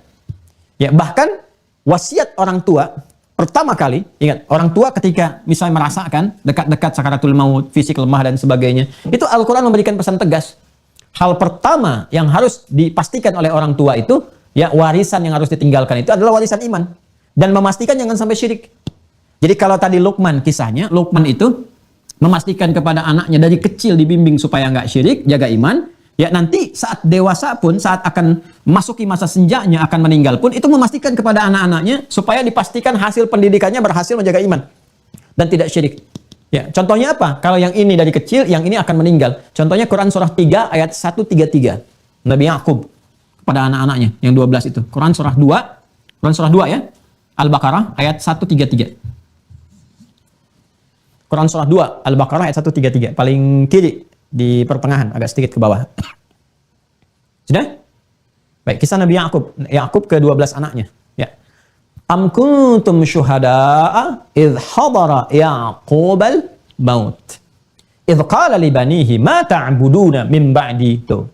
Qalu na'budu ilahaka wa ilaha abaika Ibrahim wa Ismail wa Ishaqa ilahan wahida. Ya kan? Wa nahnu lahu muslimun. Tuh udah muslim. Artinya ke sini. Am kuntum syuhada, apakah kalian pernah menyaksikan ya, idh hadara Yaqubal maut, ketika Yakub itu di penghujung kehidupannya, hendak mendekati kematiannya, mendekati ajalnya. Pernah nggak nyaksikan? Kita jawab belum pernah ya Allah. Masanya sangat jauh. Kalau belum pernah, dengarkan ini. Apa yang dikejarkan oleh Yakub? Yakub itu nabi mulia. Gelarnya hamba Allah yang taat, Israel. Hamba Allah yang taat, yang sangat mulia, curhatnya kepada Allah saja, rajin sholat, rajin mendekat dan sebagainya. Serajin-rajinnya seorang nabi rasul, tetap di akhir hidupnya memastikan anaknya supaya nggak syirik dengan mengatakan mata ta'buduna min ba'di. Dia ingin mengonfirmasi kalau bapak meninggal ini saat-saat ini, kalian bagaimana ibadah kalian? Tuhan kalian siapa? Nyembah kemana? Qalu na'budu ilahaka. Mereka jawab, jangan khawatir Pak. Ya, kami akan konsisten pakai mudhari, sampai kapanpun kami tetap akan menyembah Tuhanmu itu. Konfirmasi. Ya. Maksudnya apa? Tuhan kami yang kami sembah sama dengan Tuhannya Bapak. Maksudnya sama-sama itu Allah. Ya, wa ilaha abaika, dan Tuhan bapak-bapak moyang-moyang kita. Ya, moyang-moyangmu itu Ibrahim, wa Ismail, wa Ishaq. Kan Ibrahim, Ismail, Ishaq. Yakub anaknya Ishaq. Ya kan? Kemudian pamannya ke situ Ismail. Ya, alaihimussalam jami'an. Jadi sama persis, ini mengonfirmasi bahwa Ishak, Ismail, Ibrahim Tuhannya sama, yaitu Allah Subhanahu wa taala. Kalau Allah kan ya, kepatuhan kepada Allah kan aslama yuslimu, orangnya muslim. Ya kan? Makanya Ibrahim diminta untuk patuh tunduk aslim, makanya Ibrahim itu muslim. Kan yang ayat 131-nya untuk Ibrahim. Ya. Kemudian idz qala lahu rabbuhu aslim, ketika Allah meminta kepada Ibrahim aslim, masuk Islamlah engkau, patuh taat. Makanya Ibrahim muslim. Ya, kemudian siapa lagi? Ishak muslim, Ismail muslim, Yakub muslim, anak-anaknya muslim semua. Anak Yakub kan Yusuf dan seterusnya, turunannya. Ya, makanya kalau mengatakan Ibrahim Yahudi, Nasrani atau yang lain dan sebagainya, itu keliru kata Al-Qur'an. Yang benar muslim. Silakan lacak dalam sejarah, tinggal dicek. Ya, muslim itu kan patuh taat kepada Allah. Patuh taat, yang patuh, yang taat, yang tunduk kepada Tuhan, ya kepada Allah, itu muslim namanya. Makanya mereka di ujung mengatakan wa nahnu lahu muslimun, kami semua muslim. Dan ketika mengatakan muslim, Islam artinya mengonfirmasi ada iman, ada akidah, lawan dari syirik ini. Dari kufur, dari syirik. Jadi Anda bisa bayangkan saking bahayanya syirik ini. Di awal pertumbuhan dipastikan jangan syirik, di akhir kehidupan orang tua pun pastikan anak jangan sampai ada yang syirik. Saking tingginya supaya bisa kumpul lagi. Karena kumpul itu pakai iman, di akhirat itu kumpul pakai iman ini. Sedangkan iman di sini di akidah tadi. Jadi kalau imannya hancur bagaimana bisa kumpul?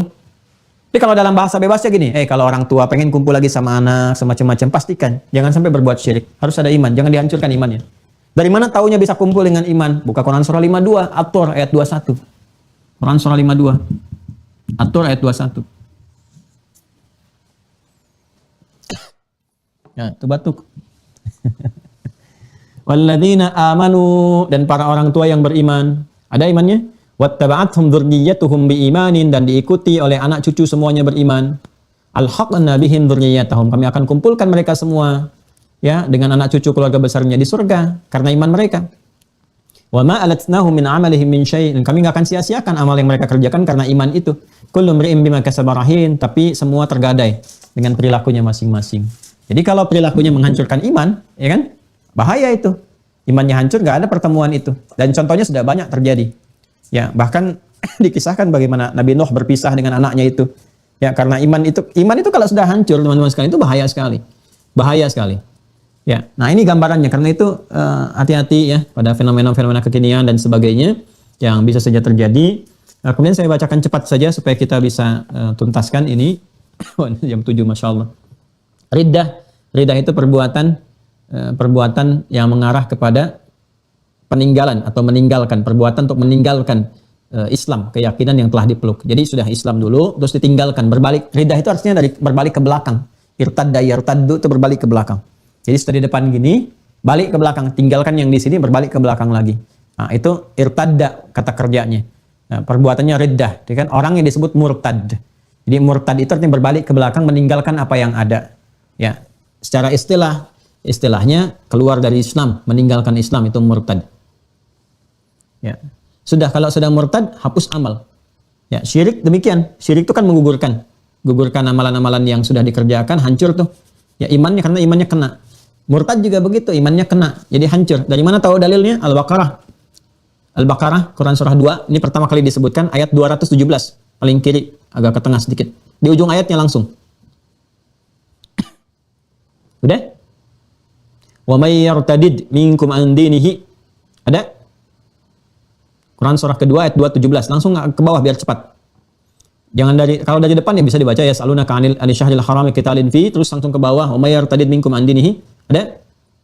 Dan siapa yang murtad di antara kalian dari dinnya, dari Islam, bahkan kufur, meninggal dalam keadaan kufurnya itu karena murtad. Di murtad gak sempat taubat.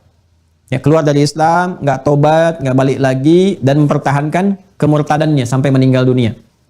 Ada ayatnya, faulaika habitat a'maluhum. Maka sudah habitat a'maluhum fid dunya wal akhirah, habis semua amalnya, dunia akhirat. Ya, jadi murtad itu menghancurkan amal, habis semua. Karena ya hancurnya kan akidahnya, imannya. Kalau iman hancur, otomatis hancur amalannya. Ya, saya tadi katakan kepada Anda, akidah itu kan pondasi. Kalau pondasinya hancur, ya bangunannya hancur ke bawah. Jadi faulaika habitat a'maluhum fid dunya wal akhirah. Jadi kalau orang-orang itu murtad, selesai, itu nggak ada nilai karena bangunan pondasinya habis, hancur, sudah bangunan habis semua. Kalau bangunan dunianya habis, maka bagaimana bisa disaksikan hasilnya di akhirat? Dunia akhiratnya udah habis semua. Ini bahaya. Karena itu hal-hal yang bisa menghadirkan kemurtadan, kan? Maka kita harus membentengi dengan kuat. Bukan hanya sebagai pribadi ya, bukan hanya sebagai pribadi. Sifat Islam itu kan berjamaah, sifatnya dilatih. Al-mu'minu lil mu'mini kal bunyani yashuddu ba'dhu ba'dha. Al-mu'minu lil mu'mini kal jasadil wahid. Seperti satu tubuh, satu bangunan. Artinya apa? Jangan hanya kita harus peduli kepada sekitaran kita. Misalnya ada musibah, kan? Ya, hati-hati nih, misalnya ada apa nih? Musibah-musibah yang sedang terjadi, banyak hal. Semeru misalnya kan. Nah, itu ada yang terjadi yang kita bermohon pada Allah semoga segera diberikan ketenangan, kenyamanan, kebaikan-kebaikan untuk semuanya. Ada gempa, ada longsor, ada macam-macam, kan? Nah, terus terjadi misalnya perbuatan syirikah atau ada perbuatan yang mencoba datang untuk memurtadkan, misalnya gerakan pemurtadan macam-macam, harus dibentengi. Ya, tentunya dengan cara yang proporsional, dengan cara yang baik, yang elegan. Kalau ada gerakan-gerakan datang ke sana ngirim bantuan tapi saat yang bersamaan mencoba untuk memurtadkan, datang. Makanya penting di situasi musibah itu ada ustadznya, ya, ada huntara hunian sementaranya atau tenda-tenda di situ dibimbing juga. Makanya disupport itu, ya, gerakan-gerakan demikian tuh. Ya, datang ke sana, dibimbing, ada yang bimbing jamaahnya, sekaligus diberikan kebutuhan sembakonya macam-macamnya. Ya, kalau tidak nanti datang juga gerakan-gerakan tertentu, bawa sembako macam-macam, tapi saat yang bersamaan datang dengan pemahaman-pemahaman yang bisa merusak akidah atau mengeluarkan dari Islam. Makanya nanti ini yang meluruskan, nyampaikan, Pak, mohon maaf, kalau ini mereka sudah muslim, sudah baik, gitu kan, dalam keislaman, ya, mohon izin kalau ingin ngasih bantuan saja. Tapi kalau bisa, jangan memunculkan hal-hal yang nanti bisa menghasilkan konflik dan sebagainya. Sampaikan. Jadi di Islam juga kalau ngasih bantuan enggak usah bawa-bawa tentang agama. Kalau ke tempat-tempat agama lain, coba sampaikan dengan kebaikan. Kecuali kalau ada yang bertanya dan sebagainya, silakan dijelaskan. Tapi kalau misalnya datang jangan sampai atau bikin bantuan-bantuan diikat dengan ketentuan Islami. Nah, misalnya bikin yang seperti saya sampaikan, bikin biskuitnya merek syahadat misalnya kan, dengan harapan ketika dimakan langsung bisa muslim.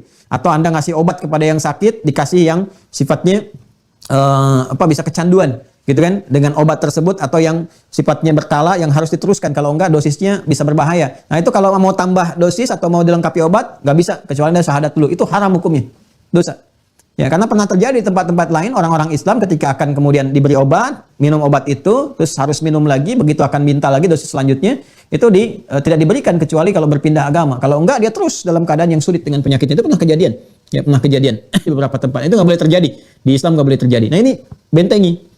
Ya, bentengi, sayangi, tapi proporsional sifatnya, sehingga tidak menghadirkan, sehingga ilmiah. Kalau bertanya ilmiah, sampaikan dengan baik, sehingga semua merasakan kenyamanan dengan visi yang sama. Tidak ada singgungan-singgungan, konflik macam-macam, dijelaskan dengan cara yang baik. Itu ya. Itu riddah. Yang ketiga, kufur. Kufur yang dimaksudkan di sini dengan amalan, tapi masih mengatakan dirinya muslim, cuma berbuat atau berkata, berstatement secara sadar terhadap sesuatu yang bisa menghancurkan iman. Apa diantaranya? Menghalalkan dosa besar. Ya, misal ada statement-statement dari ya orang-orang tertentu tapi nggak ngerti agama.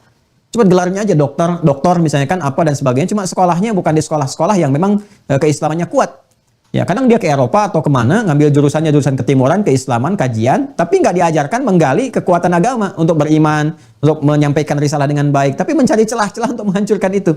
Ya, sehingga membawa misi-misi yang berbeda ketika datang statementnya jadi ngawur. Ya, menghalalkan zina, buat undang-undang kehalalan zina misalnya. Ya, menghalalkan hal-hal yang dilarang. Homoseksual dilarang, dia mengatakan halal, itu fitrah, itu begini. Ya, bahkan bikin undang-undang ya yang mengatakan bahwa ini kan hak asasi manusia, HAM dan sebagainya. Ini yang harus dijunjung tinggi, mengalahkan ayat. Ya. Awas, saya nanti kalau mau boleh deh gitu. Teman-teman di Komnas HAM yang apa yang muslim-muslim tuh, kita kurikulumnya lengkap sekali. Apa sih itu HAM itu? Ya. Ya, coba kita turunkan tuh. HAM ini yang dimaksudkan produk dasar manusia atau memang hak utuh yang Allah sudah berikan kepada setiap manusia yang harus dijaga. Kalau dijaga berarti fitrah kan? Nah, fitrah ini apa saja? Kalau kita bicara tentang hak yang Allah telah tetapkan, ya bukan dipenuhi karena sudah ada, Allah sudah penuhi. Ya, manusia itu menjaganya. Kalau memenuhi HAM salah namanya. Ya, HAM itu sudah terjaga, sudah ada, sudah Allah penuhi, harus dijaga.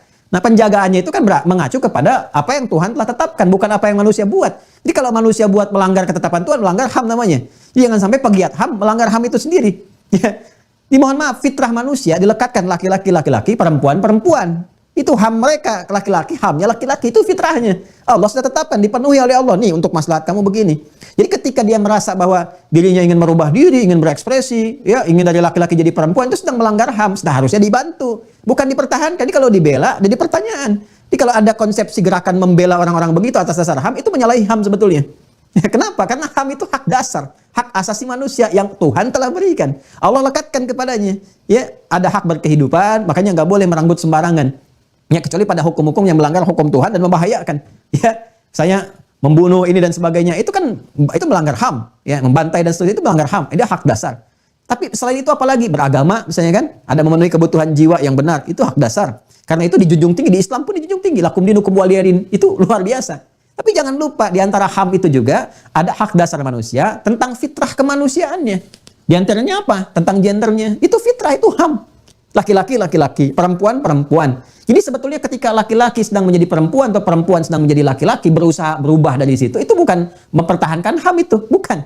Tapi sedang ada kesulitan di dalam, jadi sedang keluar dari HAM. Nah, pegiat HAM itu harus membantu supaya balik lagi. Laki-laki di laki-laki, perempuan di perempuan. Jangan difasilitasi. Kalau difasilitasi artinya melanggar HAM. Cara berpikirnya begitu. Nah, ini banyak yang error sekarang ini. Ya, malah dibikin undang-undang, HAM ini global macam-macam. Dan kalau mau digali, tetap sejarahnya ujungnya materi juga kok. Ya, siapa yang punya kepentingan dan sebagainya, ujungnya kan didapati.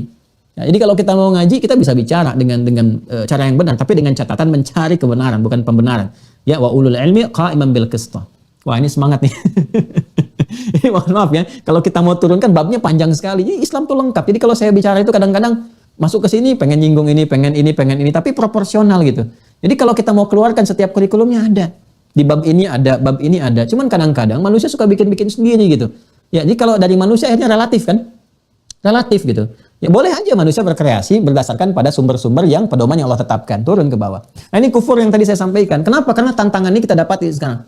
Ya, sekarang kan udah mulai kelihatan tuh gerakan-gerakan ya menghalalkan hubungan-hubungan misalnya zina, ya, kemudian ada hubungan sejenis, berusaha untuk nikah sesama jenis dan sebagainya seterusnya. Ini bahaya. Jadi kalau ada orang Islam mengaku muslim dan beriman, dia menghalalkan zina dan secara singkatnya menghalalkan dosa besar. Nah, itu sudah kufur itu. Itu hancur imannya itu. Dosa besar itu jelas. Dosa besar itu dosa-dosa yang menghancurkan iman. Dia halalkan. Berarti iman dia juga hancur saat itu. Nah, itu kufur bil fi'li itu. Ya, syirik itu dosa besar. Ada orang mengaku muslim menghalalkan syirik. Masalah. Ya, bukan yang dimaksudkan mencari solusi ya untuk mengentaskan syirik. Bukan itu. Nanti solusi itu berdasarkan masyarakatnya. Kalau keras, bisa konflik fatal, maka ditengahi dengan jembatan. Itu yang pernah dulu Wali Songo kerjakan dan sebagainya. Nanti ada babnya sendiri. Saya bisa ceritakan, bisa kisahkan. Yang ini mengakui kebenarannya.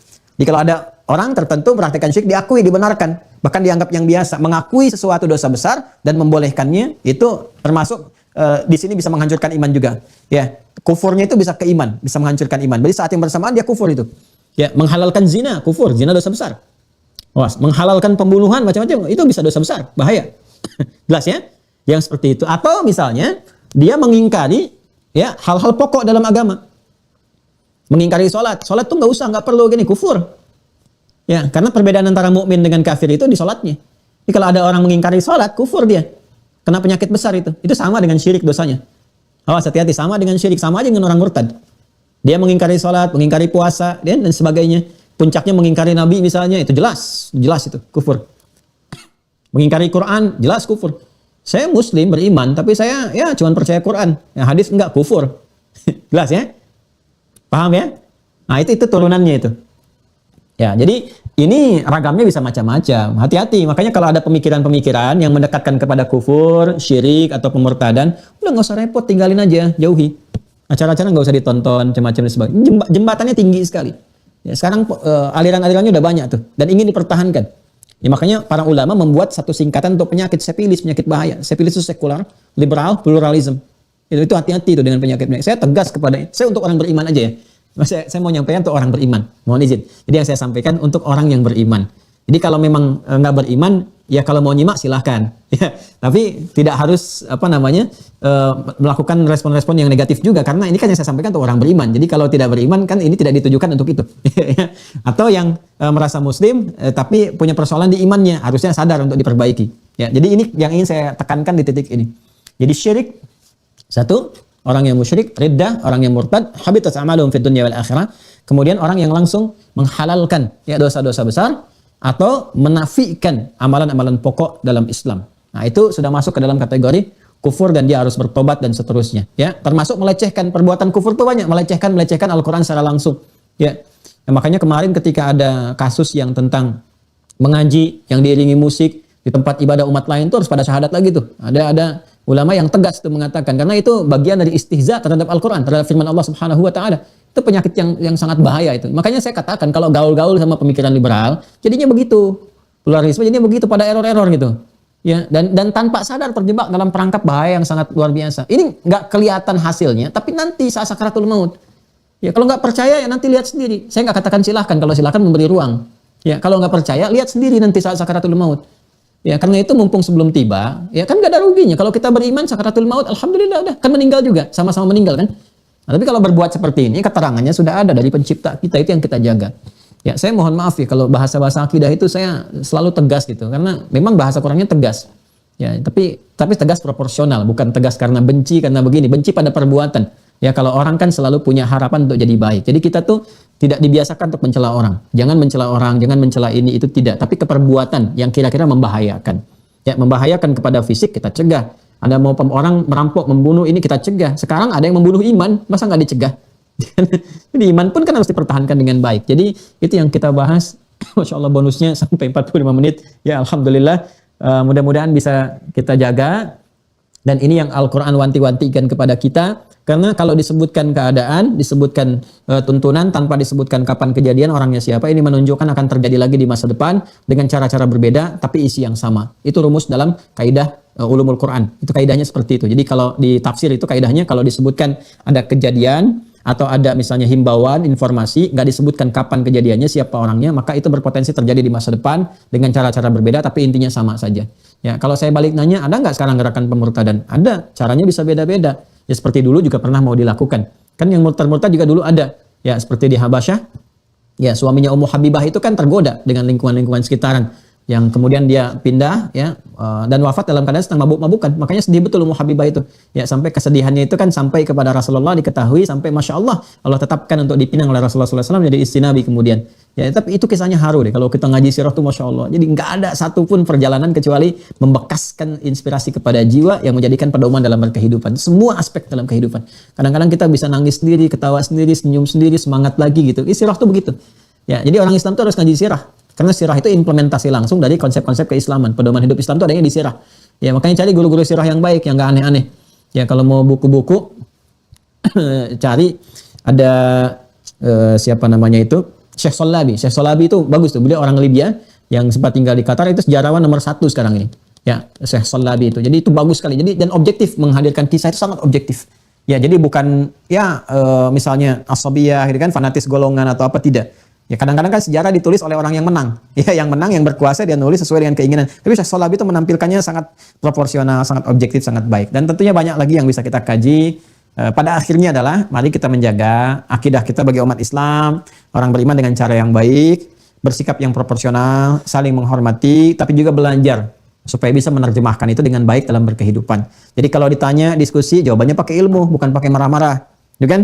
Nah, kalau ada praktek yang belum tahu, kita beritahu, bukan dengan cara-cara yang kontraproduktif dan sebagainya. Kalau semua itu kita lakukan dengan baik, insya Allah semua akan melahirkan hikmah dan berkehidupan yang nyaman. Ini sampai di sinilah kemudian dijaga, melahirkan 12 orang ribu sahabat sampai Nabi wafat. Jadi kajian kita berakhir di sini sampai wafatnya Nabi sallallahu alaihi wasallam dengan pesan-pesan tadi. Wattaqu yauman turja'una fihi ilallah. Sekarang tingkatkan takwa, harus khawatir kalau satu saat kembali kepada Allah ya dengan bekal-bekal yang kurang atau bahkan akidahnya rusak. Ya, tsumma tuwaffa kullu nafsin ma kasabat wa hum la yuzlamun. Kemudian kalian akan diwafatkan oleh Allah berdasarkan apa yang kalian pernah kerjakan tanpa dizalimi sedikit pun. Sebelum wafat jaga ini. Jadi selesai saya menyampaikan sesuai dengan fase akhir kenabian. Setelah itu tinggal menjaga itu semua di fase setelahnya. Nah, sekarang ada apa fase setelah Nabi wafat itu? Bagaimana perkembangannya? Dialektikanya seperti apa? Sampai melahirkan aliran-aliran yang kita kenal sekarang, Qadariyah, Jabariyah, Mu'tazilah, macam-macam Syiah dan sebagainya. Seperti apa fase-fasenya? Itu yang akan kita bahas di materi selanjutnya insyaallah. Kan? Dari sini tuntas, selesai, tinggal kita cek. Saya akan siapkan satu skema ujian, mungkin soalnya akan agak banyak di ujian ini karena mencakup materi-materi sebelumnya. Dan ingat, insyaallah hari Sabtu atau Ahad kita sudah mulai dengan zonasi ya, kajian zonasinya. Yang belum terhubung teman-teman silahkan bisa diaktifkan akunnya supaya masuk di Zoom. Bertanya ke admin. Kalau ada yang sudah masuk, tanyakan ke admin, bukan curhat di media sosial atau curhat di kolom komen, tidak. Tanyakan ke admin. Admin, saya sudah daftar, belum dapat password gimana, gitu ya. Nanti admin jawab, ya, sehingga ada solusi, nanti langsung masuk di dalamnya. Saya kira itu ya. Terima kasih untuk semuanya. Mohon maaf atas kekurangan, kesalahan-kesalahan yang mungkin terjadi. Semoga Allah lindungi kita semua dan saling mendoakan dalam kebaikan. Semoga semuanya sehat dan jaga kesehatan, semoga senantiasa dilindungi oleh Allah Subhanahu wa taala. Peduli pada iman kita, lindungi akidah kita, peduli lindungi pada jiwa kita sebelum peduli lindungi pada fisik kita. Aplikasi Peduli Lindungi untuk menjaga jiwa kita ada di materi akidah dan channelnya bisa dilihat di channel YouTube Mira dan selanjutnya, sehingga aktifkan Peduli Lindungi untuk menjaga kesehatan iman kita sehingga menguatkan imun kita dan berpengaruh pada keadaan fisik kita.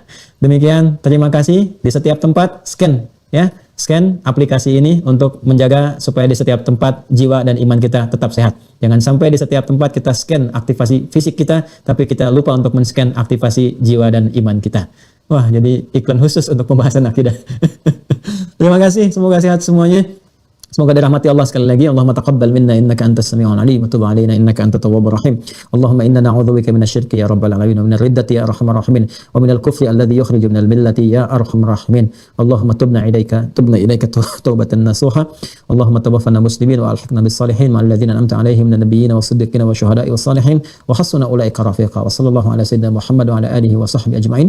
Wa akhiru da'wana subhanakallahumma bihamdika nasyhadu an la ilaha illa anta nastaghfiruka wa natubu ilaik. Walhamdulillahirabbil alamin. Wassalamualaikum warahmatullahi wabarakatuh.